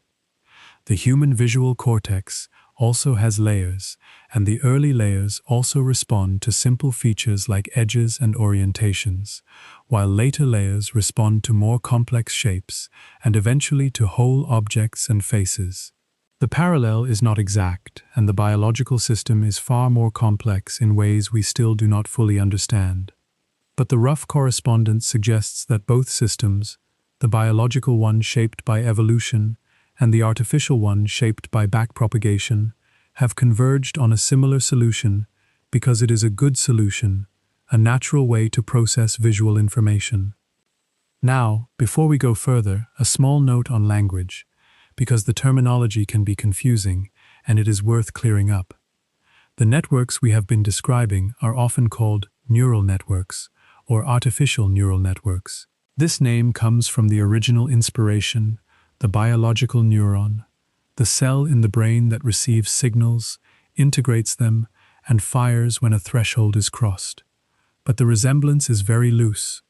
Biological neurons are vastly more complex than the simple mathematical units we have been describing. They have different types, different chemical messengers, different patterns of connection, different ways of adapting over time. The artificial neuron is a cartoon, a simplified sketch that captures one small aspect of the real thing, the fact that it receives weighted inputs and produces an output when a threshold is crossed. Calling it a neuron is a useful metaphor, but it is just a metaphor. These systems are not brains. They are not conscious. They are not thinking in any human sense. They are mathematical functions, very large and very complex mathematical functions, that map inputs to outputs, and whose internal parameters, the weights, are adjusted through a systematic process of error correction. Keeping this in mind helps avoid the confusion and overstatement that have plagued this field since the New York Times wrote in 1958 that the perceptron would someday walk and talk and be conscious of its own existence. And that is where we will pause. The mechanics have been described. The forward flow of information through the layers, the backward flow of error, the small nudges, the slow emergence of hierarchy out of randomness. When you are ready, we will look at the different forms this basic process can take, the different ways it gets applied depending on the kind of problem being solved. Images and sounds and language and decisions and games, all flowing from the same simple mechanism, the same patient repetition of guess and correction, error and adjustment. But for now, let it settle. Picture the network, if you like, as a series of layers, each one transforming the information a little further, edges becoming shapes, becoming parts, becoming wholes, while in the other direction, unseen, the quiet current of correction flows backward, nudging, adjusting, slowly carving order out of static. It is a gentle image, and a true one. Let it rest with you, quietly, in the dark. We have been talking, for a while now, about the core mechanism, the forward flow of information through the layers, the backward flow of error, the small nudges, the slow emergence of order out of randomness. That mechanism, that basic process of guess and correct, repeated millions of times, is the engine underneath everything we have discussed. But an engine can be used to power many different kinds of vehicles. The same basic mechanism, applied in different ways, with different structures and different training signals, can produce systems that do very different things. That is what we will explore now. The different branches that have grown from the single trunk, the different ways of asking a machine to learn. The kind of learning we have been describing so far, the kind where you show the network a photograph and tell it whether the photograph contains a cat, where you provide the correct answer alongside each example, is called supervised learning. The name is straightforward. You, the human, supervise the process. You provide the labels, the correct answers, the target that the network is trying to hit. For each input, there is a desired output, and the network's job is to learn the mapping from one to the other. Most of the systems that have become familiar in recent years, the image recognizers, the speech transcribers, the machine translators, began their lives trained this way, through supervised learning on enormous sets of labeled examples. Supervised learning is powerful, and it is the most mature and widely used branch of machine learning. But it has a limitation, and the limitation is right there in the name. Supervision requires a supervisor. It requires labeled data, examples where someone, usually a human, has already provided the correct answer. And labeling data is expensive, time-consuming, and sometimes impossible. If you want to train a network to recognize cats in photographs, you need thousands or millions of photographs that someone has looked at and labeled cat or not cat. If you want to train a network to transcribe speech, you need thousands of hours of audio recordings that someone has listened to and written down, word for word. If you want to train a network to translate between languages, you need millions of sentences that someone has translated, carefully and accurately, from one language to another. The labeling is the bottleneck, the slow and costly step that limits how much data you can use and how quickly you can train. This limitation led researchers to ask a different question. What if you could train a network without labeled examples at all? What if you could simply show the network a large amount of raw data, photographs with no labels, text with no annotations, recordings with no transcriptions, and let it find structure on its own? This is the second branch of machine learning, and it is called unsupervised learning. Imagine showing a 5-year-old a large basket of mixed buttons. You do not tell the child anything about the buttons. You do not say these are red, these are blue, these are large, these are small, these have 2 holes, these have 4 holes. You simply put the basket in front of them and ask them to sort the buttons into groups that seem to belong together. The child might group by color, they might group by size, they might group by number of holes. They will find structure, categories, patterns, without anyone telling them what the categories should be. They are learning without a supervisor, without labels, purely from the data itself. Unsupervised learning works in a similar way. The network is given a large set of examples with no labels attached, just raw data, photographs with no captions, customer purchase histories with no categories, documents with no topic tags. The network is asked to find patterns, to group similar things together, to identify the underlying structure of the data. One common form of unsupervised learning is called clustering, where the algorithm sorts the examples into groups based on their similarity to each other. Another form is called dimensionality reduction, where the algorithm finds a way to represent the data using fewer numbers while preserving as much of the important structure as possible. A third form, which has become very important in recent years, is called representation learning, where the network learns to convert raw data into a more useful form, a compact numerical representation that captures the meaningful features of the data without anyone telling it what those features should be. Unsupervised learning is appealing because it does not require the expensive and time-consuming process of labeling data. The world is full of unlabeled data. Every photograph ever taken, every sentence ever written, every sound ever recorded is a potential training example for an unsupervised system. But unsupervised learning is also harder, in a fundamental way. Without labels, there is no clear measure of success. How do you know if the clusters the network found are the right clusters? How do you know if the representation it learned is a good representation? The evaluation is less straightforward. The goals are fuzzier, and the results are often less immediately applicable than supervised learning. But as the amount of unlabeled data in the world has grown, and as the cost of labeling has become more apparent, unsupervised and semi-supervised approaches, which use a small amount of labeled data combined with a large amount of unlabeled data, have become increasingly important. There is a third branch, quite different from the first two, and it has produced some of the most widely reported results in the history of machine learning. It is called reinforcement learning. In supervised learning, the network learns from a fixed set of labeled examples. In unsupervised learning, the network learns from raw data with no labels at all. In reinforcement learning, the network learns by acting in an environment and receiving feedback in the form of rewards and penalties. It is somewhat like training a dog with treats. The dog does not know the rules of the house when it arrives. It tries various actions, sitting, barking, jumping, lying down. When it does something you like, you give it a treat. When it does something you do not like, you withhold the treat or give a gentle correction. Over time, the dog learns to repeat the actions that lead to treats and avoid the actions that do not. A reinforcement learning system works in a similar way. It is placed in an environment, which might be a video game or a simulation of a physical robot, or a board game like chess or Go. At each moment, the system observes the current state of the environment, the positions of the pieces on the board, the pixels on the screen, the sensor readings from the robot's joints. It chooses an action to take, moving a piece, pressing a button, turning a motor.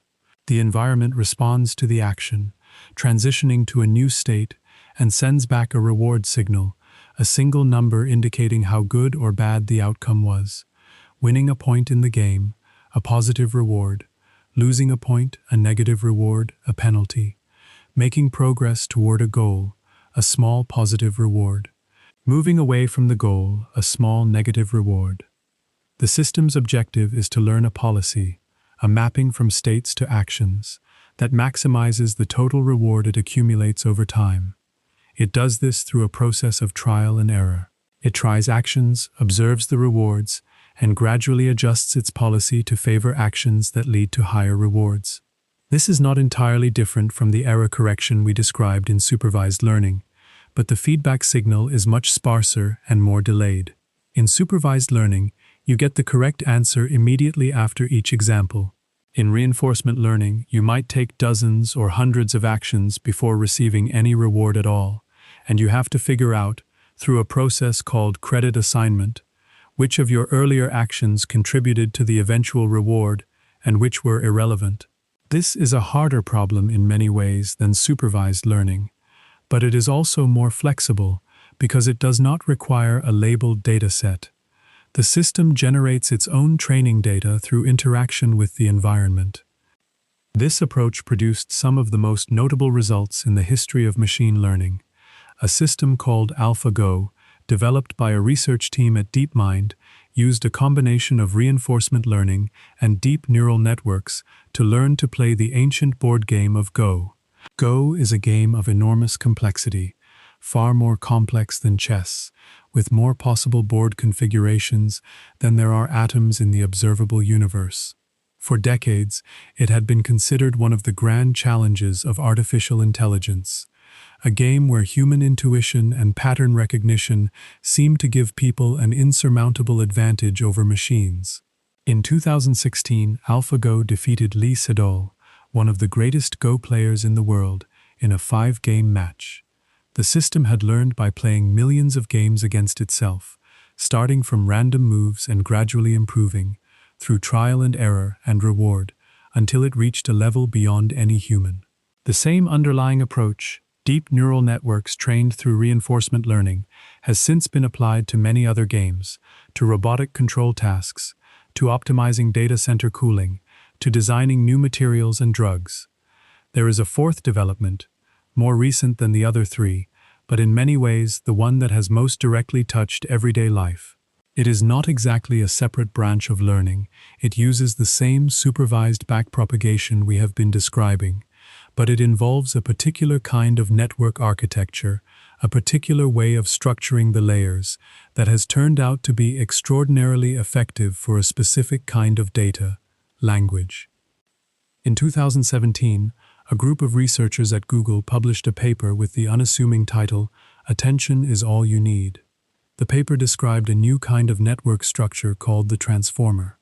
To understand what made the transformer different, and why it has become so important, it helps to understand the problem that earlier language systems faced. Language is sequential. Words come one after another, and the meaning of a word depends on the words that came before it, and often on the words that come after it.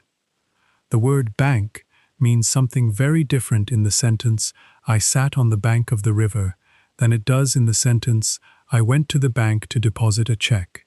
To understand the word, you need to know the context, the other words in the sentence that tell you which meaning is intended. Earlier systems for processing language, called recurrent neural networks, read text one word at a time, in order. They would process the first word, update their internal state, then process the second word using that updated state, then the third, and so on. This worked, but it had limitations. It was slow, because the processing had to happen sequentially, one word after another, and it could not be parallelized. And it struggled with long-range dependencies, cases where the important context for a word was many words earlier in the text. By the time the network got to the end of a long sentence, the information from the beginning had often faded, a problem similar to the vanishing gradient we discussed earlier. The transformer solved these problems with a mechanism called attention. Attention allows the network, when processing a particular word, to look at every other word in the sentence all at once and weigh their relevance. It does not have to read in order, one word after another. It can consider all the words simultaneously, and for each word, it can calculate an attention score, a number representing how much attention it should pay to every other word when trying to understand this one. The word bank in the sentence about the river can attend strongly to the word river, which tells it that the meaning is the riverside, not the financial institution. The word bank in the sentence about depositing a check can attend strongly to the word deposit and the word check, which tell it the opposite. This ability to weigh context from across an entire sentence, or an entire paragraph, or even an entire document, all at once, in parallel, turned out to be extraordinarily powerful. It allowed the network to capture the subtle ways that meaning in language depends on long-range relationships between words, not just the immediately adjacent words, but words that might be separated by many intervening words. And because the attention calculations can be done in parallel, rather than one word at a time, transformers can be trained much more efficiently on much larger amounts of text. Systems built on this transformer architecture, trained on enormous amounts of text gathered from books, articles, websites, and the wider internet, using the exact same backpropagation mechanism we have described, are the direct ancestors of the conversational systems many people now use daily. They are not trained to understand language in any human sense. They are trained to predict the next word in a sequence, given all the previous words.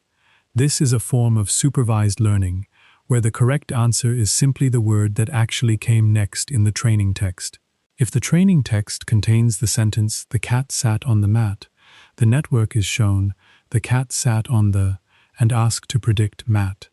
Over trillions of such examples, the network learns the statistical patterns of language, which words tend to follow which, how sentences are structured, how ideas connect. It does not understand the meaning of the words. It has no experience of sitting or of cats or of mats, but it captures the patterns of how those words relate to each other so well that its predictions often seem coherent, even intelligent. This is the same trade-off we have seen before. The pattern is captured, but not understood. The knowledge is distributed across billions of weights, none of which means anything on its own, all of which means something only in relation to each other. These four branches, supervised learning, unsupervised learning, reinforcement learning, and the transformer architecture for language, are not entirely separate. They overlap and combine in various ways. A reinforcement learning system might use a deep neural network trained through backpropagation to represent its policy or its value function. A language system might use unsupervised pre-training on a large corpus of unlabeled text, followed by supervised fine-tuning on a smaller set of labeled examples for a specific task. The boundaries between the branches are porous, and many of the most effective modern systems draw on ideas from multiple branches at once. But understanding the four branches as distinct approaches, distinct ways of framing the learning problem, helps make sense of the landscape. And beneath all four branches, the same fundamental mechanism is at work: the forward flow of information through layers of simple decision-making units, the backward flow of error, distributed across all the weights, the small nudge, repeated millions of times, slowly carving order out of randomness. The specific architecture, the specific training signal, the specific data all vary, but the core idea, the idea that learning is adjustment in response to error, that intelligence can emerge from many small corrections applied patiently over time, remains the same. It is the same idea Rosenblatt had in 1958, the same idea Rumelhart, Hinton, and Williams made practical in 1986, the same idea that kept a small community of researchers working through the long winters, and the same idea that, when combined with large datasets and powerful hardware, produced the systems that now run underneath so much of everyday life. And that is where we will pause. The branches have been described. The different ways of framing the learning problem, the different kinds of signal a network can learn from, have been laid out. When you are ready, we will turn to where all of this actually lives, tonight, in the world around you, in the phone on your nightstand, and the services you used earlier today, and the systems that are running, quietly, right now, while you lie here in the dark. But for now, let the branches settle. Picture them, if you like, as four streams flowing from the same spring, taking different paths through different terrain, but carrying the same water, the same simple mechanism of guess and correct, error and adjustment, repeated patiently until something that started as static becomes something that works. We have arrived now at a part of the story that is not about the past and not about the inner mechanics, but about the present moment, about where all of this actually lives, tonight, in the world immediately around you. Because this technology is not distant or abstract, it is not confined to research laboratories or server farms in remote locations. It is astonishingly close. It is in the room with you right now, quietly doing its work, whether you are awake to notice it or already drifting off. Let's begin with the object that is most likely closest to you, the one we mentioned at the very start of tonight's story: your phone. It sits on your nightstand or rests on the bed beside you, a small rectangle of glass and metal and silicon. It is easy to forget in the quiet of the night how much is happening inside that small object while you lie here. It is not asleep, it is listening in its own way, waiting for a particular sound, a wake word, a phrase that tells it you need something. The network that does this listening is a tiny trained model, small enough to run continuously on a low-power chip inside the phone, without draining the battery. It has been trained on thousands of hours of recorded speech, voices of all kinds, accents and ages and speaking styles, saying the wake word in every possible variation. It does not understand the word. It has no concept of what it means to wake up, or to be summoned, or to help. It simply recognizes a pattern of sound, the same way the networks we described earlier recognize the pattern of light and dark that makes up a cat. The sound waves hit the microphone, are converted into numbers, flow forward through a few layers of simple decision-making units, and if the pattern matches what the network learned during training, it fires. The phone lights up. It waits for your request. When you speak that request, a different network takes over. This one is much larger, too large to run on the phone itself. Your spoken words are sent as compressed packets of data to a server somewhere, a building full of computers in a location you will never visit, and there a deep neural network, trained on more recorded speech than any single person could listen to in 1,000 lifetimes, converts your sound into text. It does this layer by layer, the same hierarchy of increasing abstraction we described with the cat photograph, just applied to sound instead of sight. The first layer detects simple acoustic features, the presence of energy at certain frequencies, the transition between a vowel and a consonant. The next layer combines these into phonemes, the basic sound units of language, the difference between a p sound and a b sound, between an e sound and an a sound. The next layer combines phonemes into words, using its knowledge of which sound sequences are likely to form valid words in your language. And the final layers combine words into phrases, using context to resolve ambiguities, knowing that the sound sequence that could be right or right is more likely to be right when the surrounding words are a message, and more likely to be right when the surrounding words are turn here. This is the same process we have been describing all night. Weighted sums, activation functions, layers upon layers, error flowing backward during training, nudging the weights into shape. And now, after training is complete, only the forward flow remains, converting sound to meaning, not because the network understands meaning, but because it has seen enough examples that the pattern has settled in. But the phone does more than listen, it sees. When you glance at it to check the time, or when you hold it up to unlock it, a small trained network looks at your face. This network was trained not on millions of faces, but on just one, yours. During the setup process, the phone took several images of your face from different angles, and a network tuned itself, through the same nudge and correct process, to recognize the particular pattern of light and shadow that makes up your features. The distance between your eyes, the shape of your nose, the curve of your jaw. The network does not know your name. It does not know who you are as a person, your history, your relationships, your memories. It simply knows, with a high degree of reliability, whether the face it is looking at matches the pattern it learned during setup.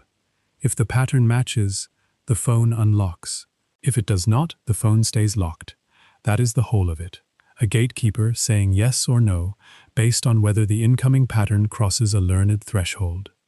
When you take a photograph with that same phone, small trained networks spring into action, often before you have even pressed the shutter button. They adjust the exposure, brightening shadows and darkening highlights to capture detail across the whole image. They identify faces in the frame, if there are people in your photograph, and adjust the focus and exposure to make those faces clear and well lit.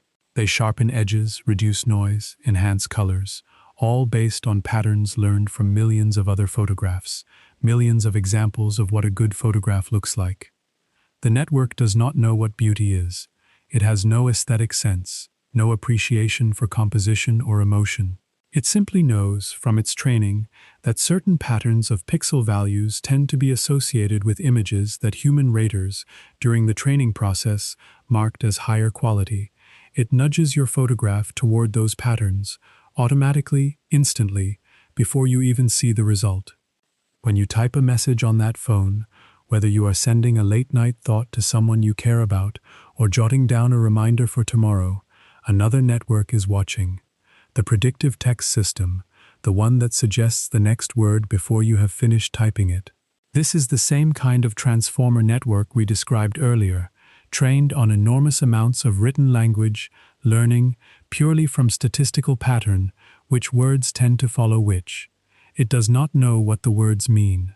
It does not know what you are trying to say, what emotion you are feeling, what relationship you have with the person you are messaging. It simply knows that after the words "I am going to," the word "bed" is more likely than the word "elephant." After the words "I love," the word "you" is more likely than the word "sandwich." This is not understanding. It is pattern matching at a scale so large that it begins to look, from the outside, like understanding. But the mechanism underneath is the same simple one. Weights learned from examples, nudged by error, over and over, until the static settles into something that works. When you used a map application earlier today, or yesterday, or whenever it was that you last needed to go somewhere, that route was calculated in part by a network that has learned to predict traffic. It has seen, from years of data collected from millions of phones, how traffic flows through streets at different times of day, on different days of the week, under different weather conditions. It knows, in the pattern-matching sense, that a particular stretch of highway tends to slow down at 5:30 on a Tuesday evening, and that an alternate route through side streets tends to stay clear until 6. It does not know why. It does not know about rush hour, or school pickup times, or the office park that empties out at 5. It simply sees the pattern, the regular pulse of the city, and uses that pattern to guess, with a useful degree of accuracy, how long your drive will take. When a streaming service suggested a show you ended up enjoying, that suggestion came from a network trained on the viewing patterns of millions of people. It does not know you as a person. It does not know your taste, your sense of humor, your emotional needs at the end of a long day. It simply knows that people who watched the shows you watched also tended to watch this other show. This is the same kind of grouping we described with the basket of buttons. The network has sorted viewers into clusters based on their behavior, not because anyone told it what the clusters should be, but because the patterns are there in the data, and the training process finds them. You are not a person to this network. You are a pattern of choices, a vector of numbers representing what you have watched and how long you watched it, and whether you finished it or abandoned it halfway through. And based on that pattern and its similarity to other patterns, the network makes a suggestion. Sometimes it is right, sometimes it is wrong. Each time you accept or ignore a suggestion, that information becomes part of the data, part of the next round of training, a small nudge that will slightly adjust the weights for the next set of recommendations. Even the automatic adjustments your camera made when you last took a photograph, the brightening of shadows and the sharpening of edges, came from small trained networks, tuned specifically to recognize faces and lighting conditions, running instantly, quietly, inside the phone's own chip. These networks were trained on millions of photographs, each one labeled by human raters or by automated processes as a good example of exposure, or focus, or color balance. The network does not know what a good photograph looks like in any human sense.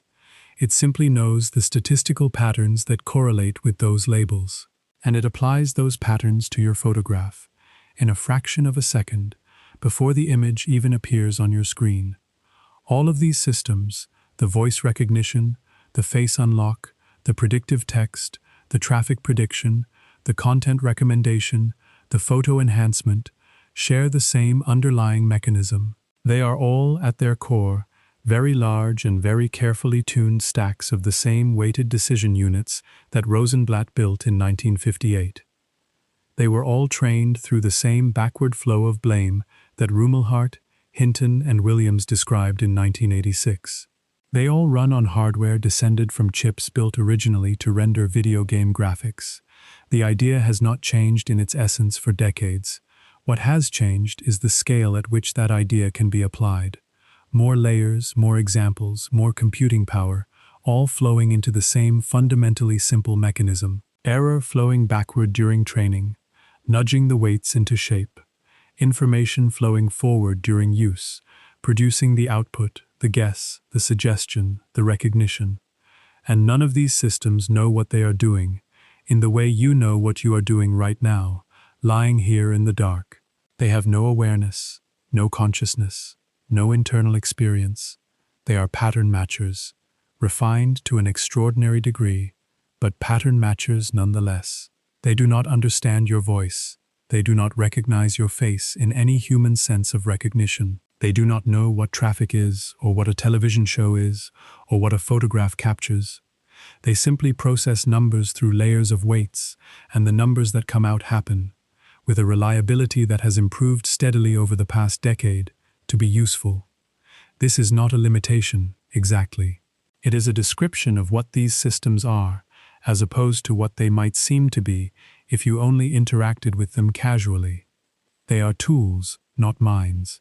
They are extremely sophisticated measuring instruments, tuned to detect patterns that are useful to us, the humans who built and trained them. They extend our abilities in the same way a telescope extends our vision, or a calculator extends our arithmetic. They can see patterns that are too subtle or too large-scale for a human to notice.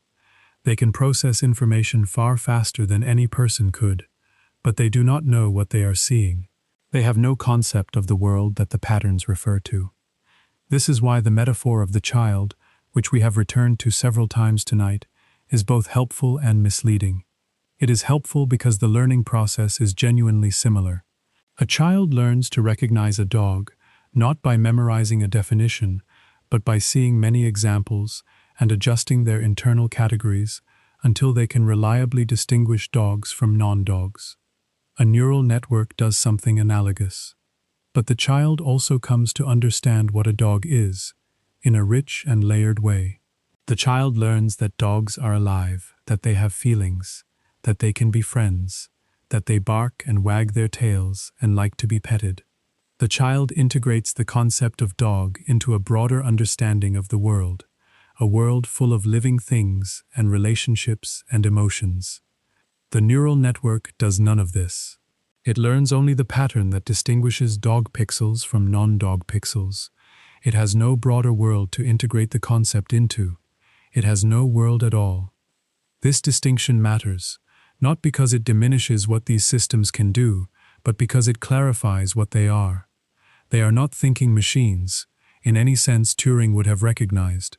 They have not passed his test, not in any meaningful way, despite occasional headlines to the contrary.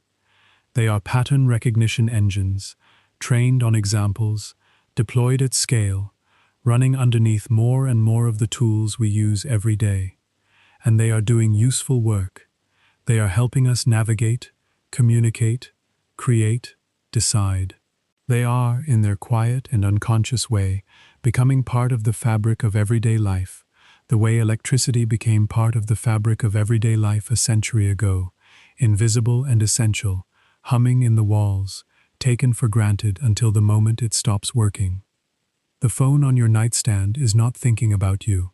It is not waiting for you to wake up. It is simply holding its trained weights in memory, ready to process whatever input comes next. A spoken word, a glance at the screen, a tap on the keyboard, a request for directions. Each input will flow forward through the layers, transformed step by step into an output, a guess, a suggestion. And you will use that output or ignore it, and your choice will become part of the next round of data, the next set of examples, the next small nudge in the endless process of adjustment. The network is not learning right now, not actively. Its weights are fixed, frozen after training, deployed in their final configuration. But the system as a whole, the larger cycle of data collection and model updating and redeployment, is always learning, always adjusting, always being nudged by the accumulated choices of millions of users, including you, including the choice you made when you picked up your phone, or did not pick it up, or typed a message, or did not type it. And that is where we will pause. The present moment has been described. The systems that surround you, tonight, in the quiet of your room, have been named and explained. When you are ready, we will turn to some of the harder questions, the puzzles and open problems that even the people who build these systems still find unresolved. But for now, let the nearness of it settle over you. The phone on the nightstand, the networks running inside it, the servers humming in distant buildings, all of it connected by the same simple mechanism, the same patient repetition of guess and correct, error and adjustment, flowing forward and backward, over and over, until something that started as static became something you can speak to, something that recognizes your face, something that finishes your sentences, something that, in its own unconscious way, has learned the patterns of your life and reflects them back to you, quietly, in the dark. We have covered a great deal of ground together tonight. The history, from McCulloch and Pitts in 1943, through Rosenblatt's Perceptron in 1958, through the long winters and the patient work of the quiet years, through the hinge moment of 2012 when everything turned. The mechanics, the forward flow of information through layers of simple decision-making units, the backward flow of error, the small nudges repeated millions of times until order emerges from randomness, the branches, supervised and unsupervised and reinforcement learning, and the transformer architecture that has made language systems so capable.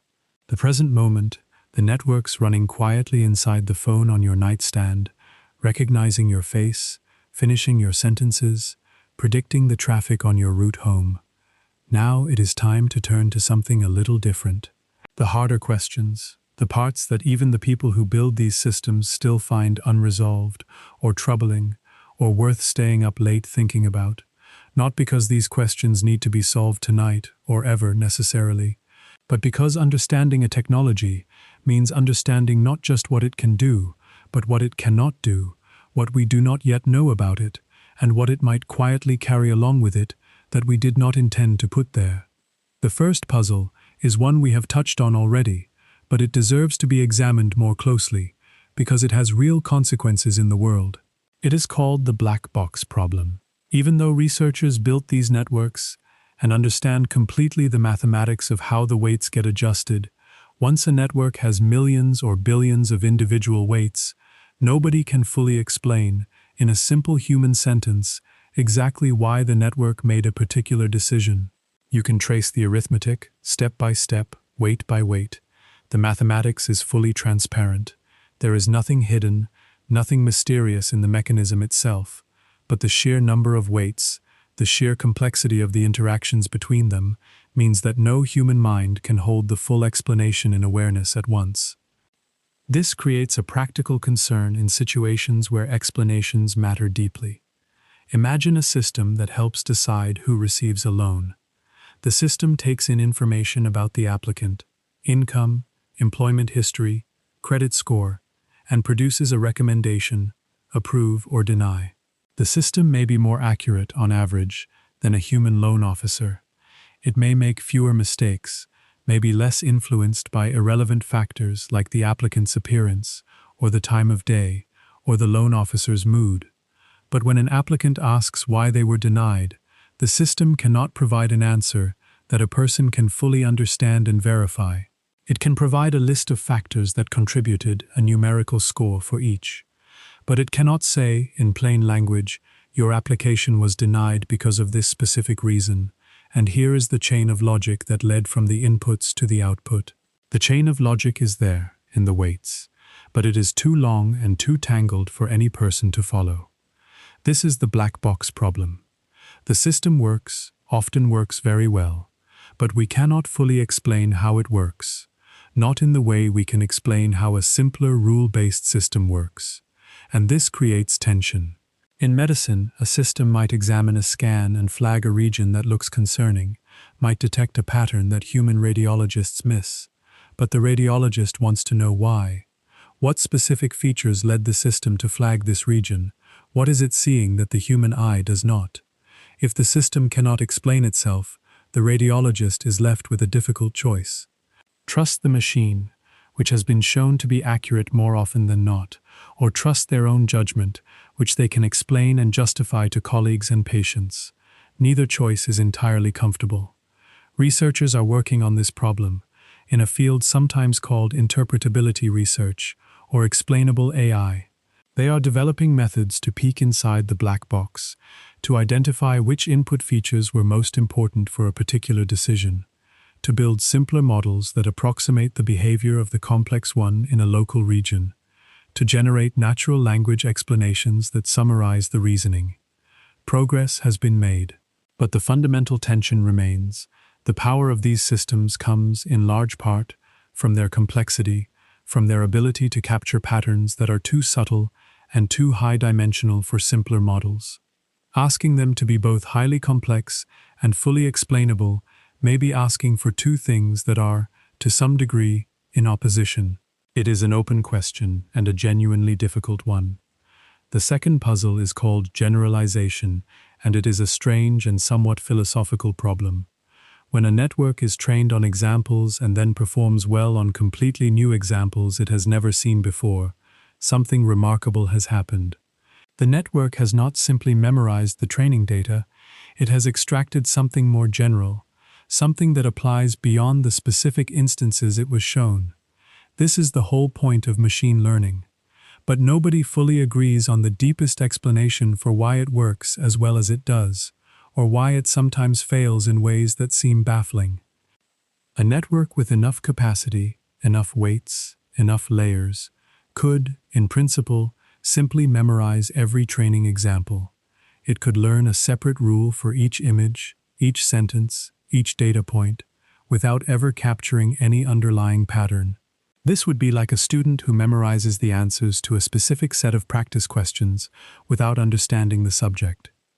The student would perform perfectly on the practice questions and terribly on any new question that tests the same concepts in a slightly different way.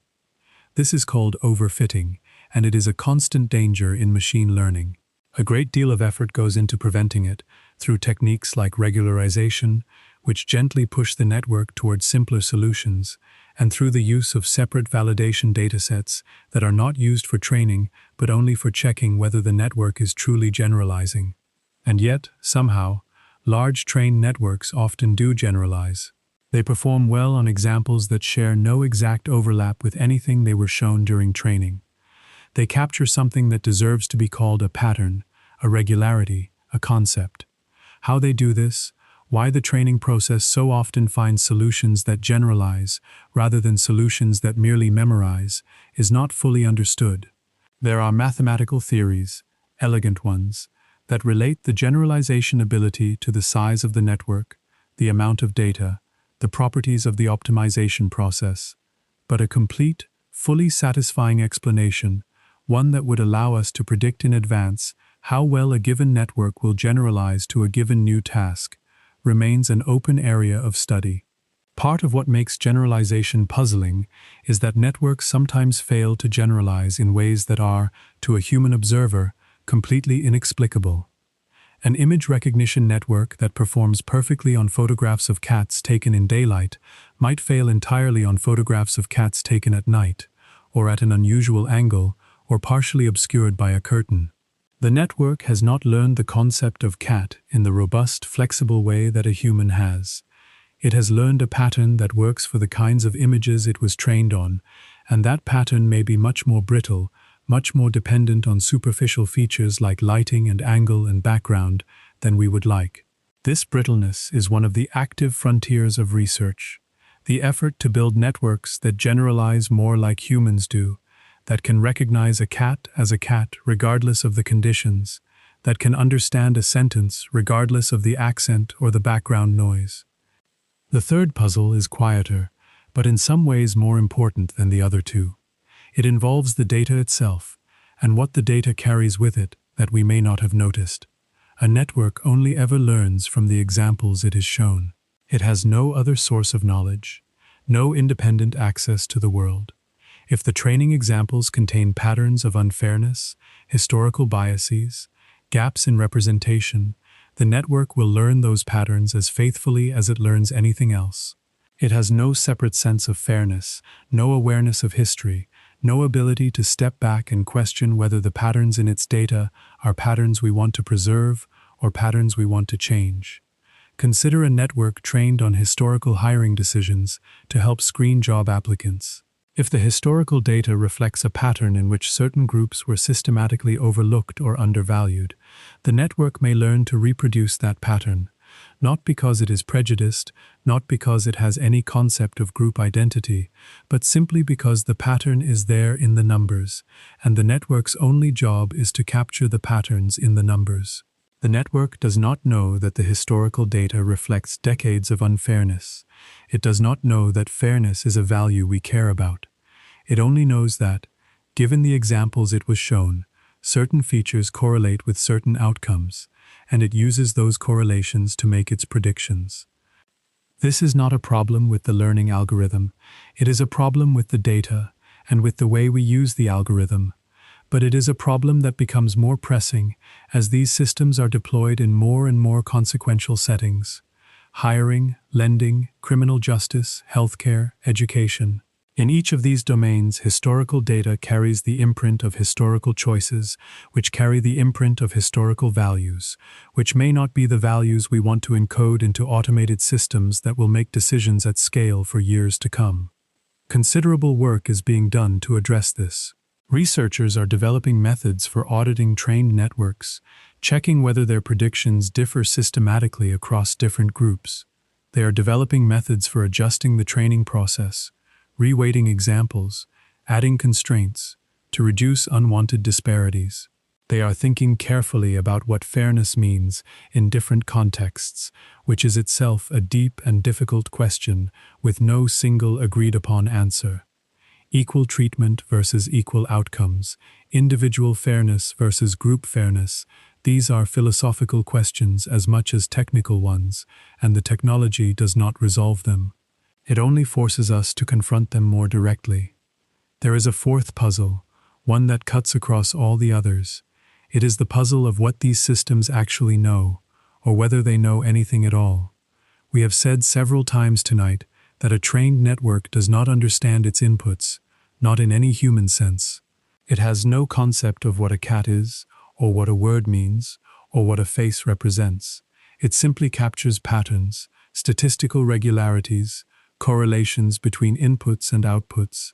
And yet, as the networks have grown larger and been trained on more data, their behavior has become harder to dismiss as mere pattern matching. They answer questions coherently. They translate between languages with nuance. They write passages that seem, at least on the surface, to reflect reasoning, creativity, even something that looks from the outside like understanding. This raises a question that is part engineering, part philosophy. At what point, if any, does the ability to produce the right outputs consistently across a wide enough range of situations become indistinguishable from genuine understanding? This is, in a sense, Turing's question, updated for the era of deep learning. If a system can answer any question you put to it, can hold a conversation, can explain its reasoning, can even express uncertainty and ask for clarification, on what grounds do we say it does not truly understand? Is there a difference between understanding and the capacity to behave exactly as if one understands, in all possible circumstances? This is a question that has no settled answer, and it may not be a purely scientific question. It may be a question about what we mean by understanding, what we mean by knowing, what we mean by thinking. The technology does not answer these questions. It only makes them harder to avoid. These four puzzles, the black box problem, the generalization mystery, the bias in the data, and the question of understanding, are not reasons to reject the technology or to fear it. They are reasons to approach it with clarity, with honesty about what we know and what we do not know. The people who build these systems are, for the most part, thoughtful about these questions. They are aware of the limitations, the open problems, the potential for unintended consequences. The field is not moving blindly, but it is moving quickly, and the questions are deep, and the answers are not likely to arrive all at once, in a single paper or a single breakthrough. They will be worked out over time, through the patient accumulation of research and experience, through trial and error, through the same kind of slow, corrective process that trains the networks themselves. And that is where we will pause, for now. The harder questions have been raised, even if they have not been answered. They are not questions that need to be answered tonight. They are questions to sit with, to let settle, to return to in the light of another day, when the world is awake and the mind is sharp. For now, in the dark, it is enough to know that they exist, that the people working on this technology are aware of them, and that the story is not over. The technology is not finished. It is still being shaped, still being questioned, still being understood. The final chapter has not been written. The weights are still being nudged. We have come to the final part of tonight's story, the last section. If you have been drifting in and out, that is exactly right. That has been the point all along. There is nothing to catch up on. Everything that needed to settle has settled, quietly, in its own time, whether you were following every word or letting the sound of it wash over you like rain on a roof. This final part is not a test. It is not a summary you need to remember. It is more like the last few moments before sleep, when the events of the day arrange themselves into a shape you can rest with. If you were to hold all of tonight in a single image, it would be this. Picture an enormous number of extremely simple decision-makers.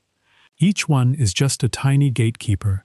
It receives some signals, weights them according to their importance, adds them up, and decides whether to fire. That is all it does. It does not think. It does not understand. It simply says yes or no, based on whether the incoming signals, taken together, cross a threshold. This is the unit that Warren McCulloch and Walter Pitts imagined mathematically in 1943, sitting in a room with nothing but pencil and paper, asking what a thought might be, physically, at its smallest scale. Now picture these simple units arranged in layers, one behind another. Thousands of them, side by side, forming a sheet, and then another sheet behind that one, and another behind that. Dozens of layers, or hundreds, stacked like pages in a book. Information flows forward through these layers. A photograph, broken into numbers representing brightness and color. A sentence, broken into numbers representing words. A sound, broken into numbers representing frequencies and volumes. At each layer, each unit does its small job, multiplying inputs by weights, adding, deciding how strongly to fire.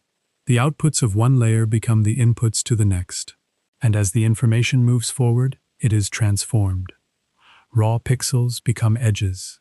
Edges become shapes. Shapes become parts. Parts become wholes. By the time the information reaches the final layer, the network can make a decision. Cat or not cat. The word hello or the word help. Safe to proceed or time to stop. This forward flow, this transformation of raw information into recognition, is the first half of the story. The second half runs in the opposite direction. Picture, flowing backward through the same layers, an invisible current of correction. When the network makes a mistake, when its guess is wrong, that error is measured and sent backward.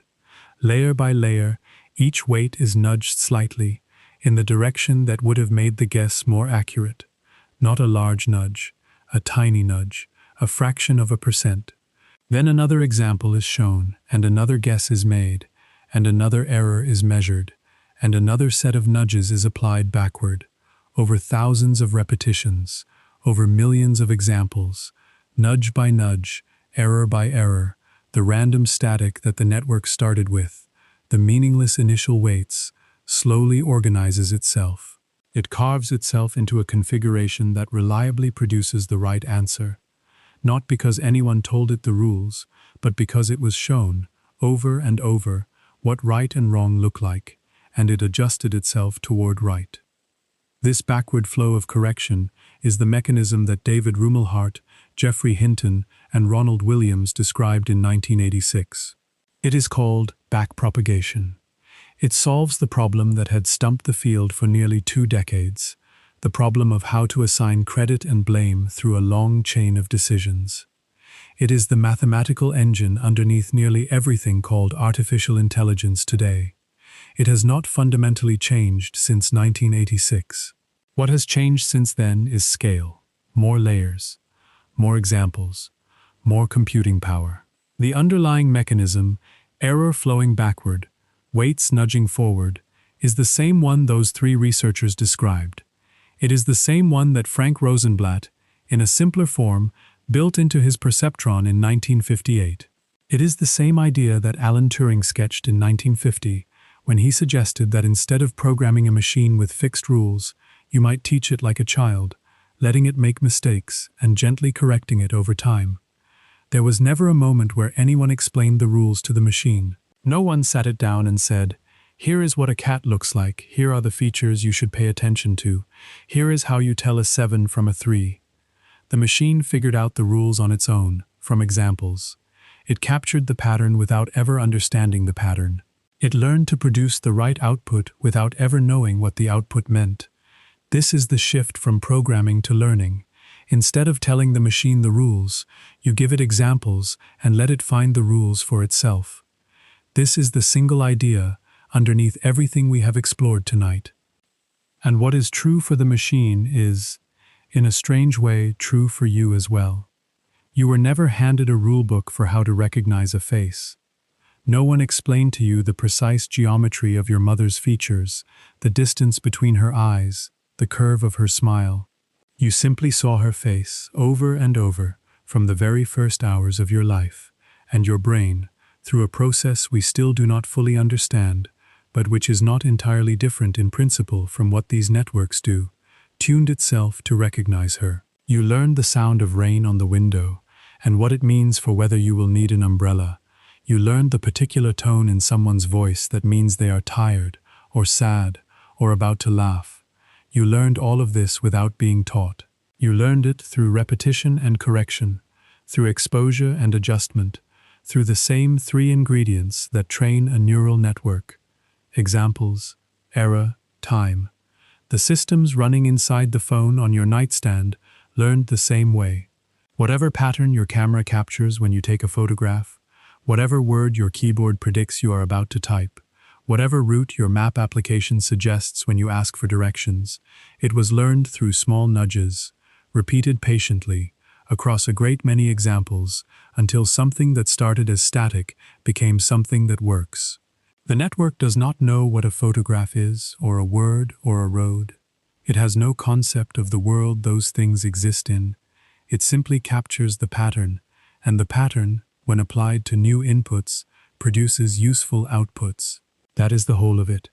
The story we have traced tonight is a long one, but its shape is simple. It begins in 1943, with McCulloch and Pitts proving that simple decision-making units, wired together, could compute. It continues through Turing's 1950 question, "Can a machine think?" and his suggestion that the answer might lie in teaching rather than programming. It reaches its first physical form in Rosenblatt's Perceptron, built in 1958, a machine that could learn from examples, adjusting its weights based on error. It stumbles into the first AI winter after Minsky and Papert's 1969 book, which proved the limits of single-layer networks and expressed doubt that multi-layer networks could ever be trained. It revives in 1986, when Rumelhart, Hinton, and Williams published their backpropagation paper, solving the credit assignment problem and making deep networks trainable. It produces its first quiet successes in the 1990s, when Yann LeCun's convolutional networks begin reading handwritten checks in banks, working infrastructure that almost no one outside the field noticed. It stumbles again into a second winter, as vanishing gradients and the rise of support vector machines push neural networks back to the margins. And it turns, finally and decisively, in 2012, when AlexNet wins the ImageNet competition by a margin so large that the wider world can no longer look away. From that hinge moment, everything we now use daily began to flow. Voice assistants that recognize your speech, facial recognition that unlocks your phone, recommendation systems that suggest what to watch, translation tools that convert one language to another, predictive text that finishes your sentences, traffic prediction that routes you around congestion, photo enhancement that adjusts exposure and sharpens faces. All of it, every single one of these systems, traces its lineage back through that 2012 result, back through the patient work of the quiet years, back through the backpropagation paper of 1986, back through the first AI winter and the Perceptron's book of 1969, back through Rosenblatt's Perceptron of 1958, back through Turing's paper of 1950, back through McCulloch and Pitts and their mathematical neuron of 1943. The core idea never changed. Simple decision makers, stacked in layers, adjusting themselves based on error, over and over, until the static settles into something that works. The technology is not finished. It is still being shaped. The harder questions we touched on, the black box problem, the mystery of generalization, the biases carried in the training data, the philosophical puzzle of what it means to understand, these are not solved. They are being worked on, patiently, by researchers who are aware of the stakes and the uncertainties. The story is still being written. The weights are still being nudged. But the shape of the story, the arc from a mathematical curiosity in 1943 to a technology that now runs underneath nearly everything you touch, is clear. And here, at the end, is the quiet part, the part you can carry with you into sleep. Somewhere in the room around you tonight, something is holding still, waiting. The small chip inside your phone on the nightstand, its weights are already settled from years of learning. It needs nothing further from you right now. It is simply resting there, in the dark, alongside you. It is not thinking about you. It is not waiting for you to wake up. It is just a configuration of numbers, patiently tuned, ready to process whatever input comes next, whenever you choose to provide it. But that configuration of numbers is also a record. It is a record of every message you have typed, every photo you have taken, every search you have made at 2 a.m. when you could not sleep. It has been learning, quietly, for years, from the patterns of your life. It has never been taught the way you were taught in school. Nobody sat it down and explained the rules. It figured them out on its own, from examples. And what it has figured out is not you, not in any deep sense. It does not know your hopes, your fears, your memories, your relationships. But it knows something. It knows the words you tend to use, the routes you tend to take, the faces you tend to photograph, the shows you tend to watch. It has captured the surface patterns of your days, and it reflects them back to you, quietly, in the suggestions it makes, and the words it predicts, and the routes it recommends. That is really the whole of it. A long list of tiny decisions, nudged patiently over and over, quietly becoming something that simply knows, without ever needing to understand.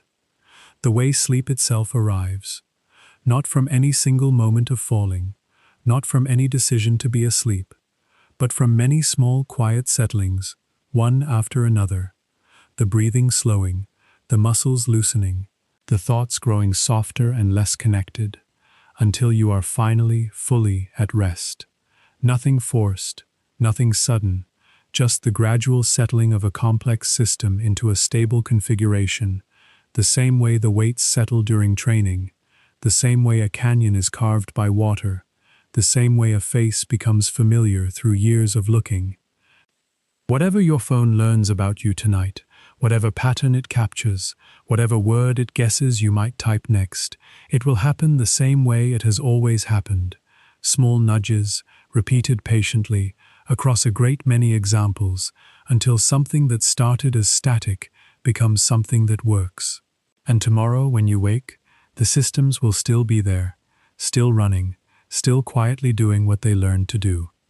And you will go about your day, using them or not using them, noticing them or not noticing them, and your choices will become part of the next round of examples, the next set of small nudges, the next cycle of the long, patient process that has been running since 1943, since before anyone had built a computer that could actually do any of this, since it was just an idea on paper, a proof of possibility, a seed planted in the mind of two researchers who wondered what a thought might be, physically, At its smallest scale, that seed has grown, it is still growing, and you are part of its growing, whether you meant to be or not, simply by living in a world where these systems exist, where they learn from the data we all generate, where they quietly shape the information we see and the choices we are offered.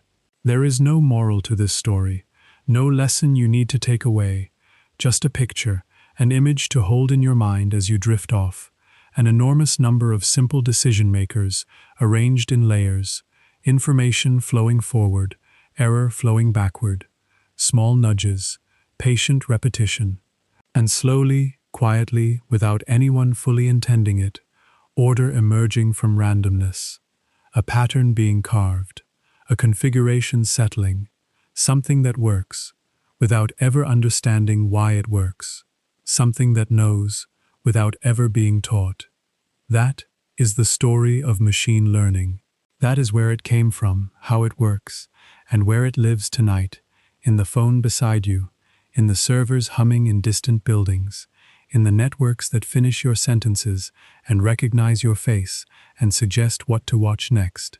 It is a simple story, underneath all the complicated language, simple enough to explain to a 5-year-old, simple enough to hold in your mind as you fall asleep. And now, if you are ready, let it go. Let the story settle. Let the words fade. There is nothing more to explain, nothing more to hold on to, just the quiet and the dark and the small object on your nightstand, resting there alongside you, waiting for morning.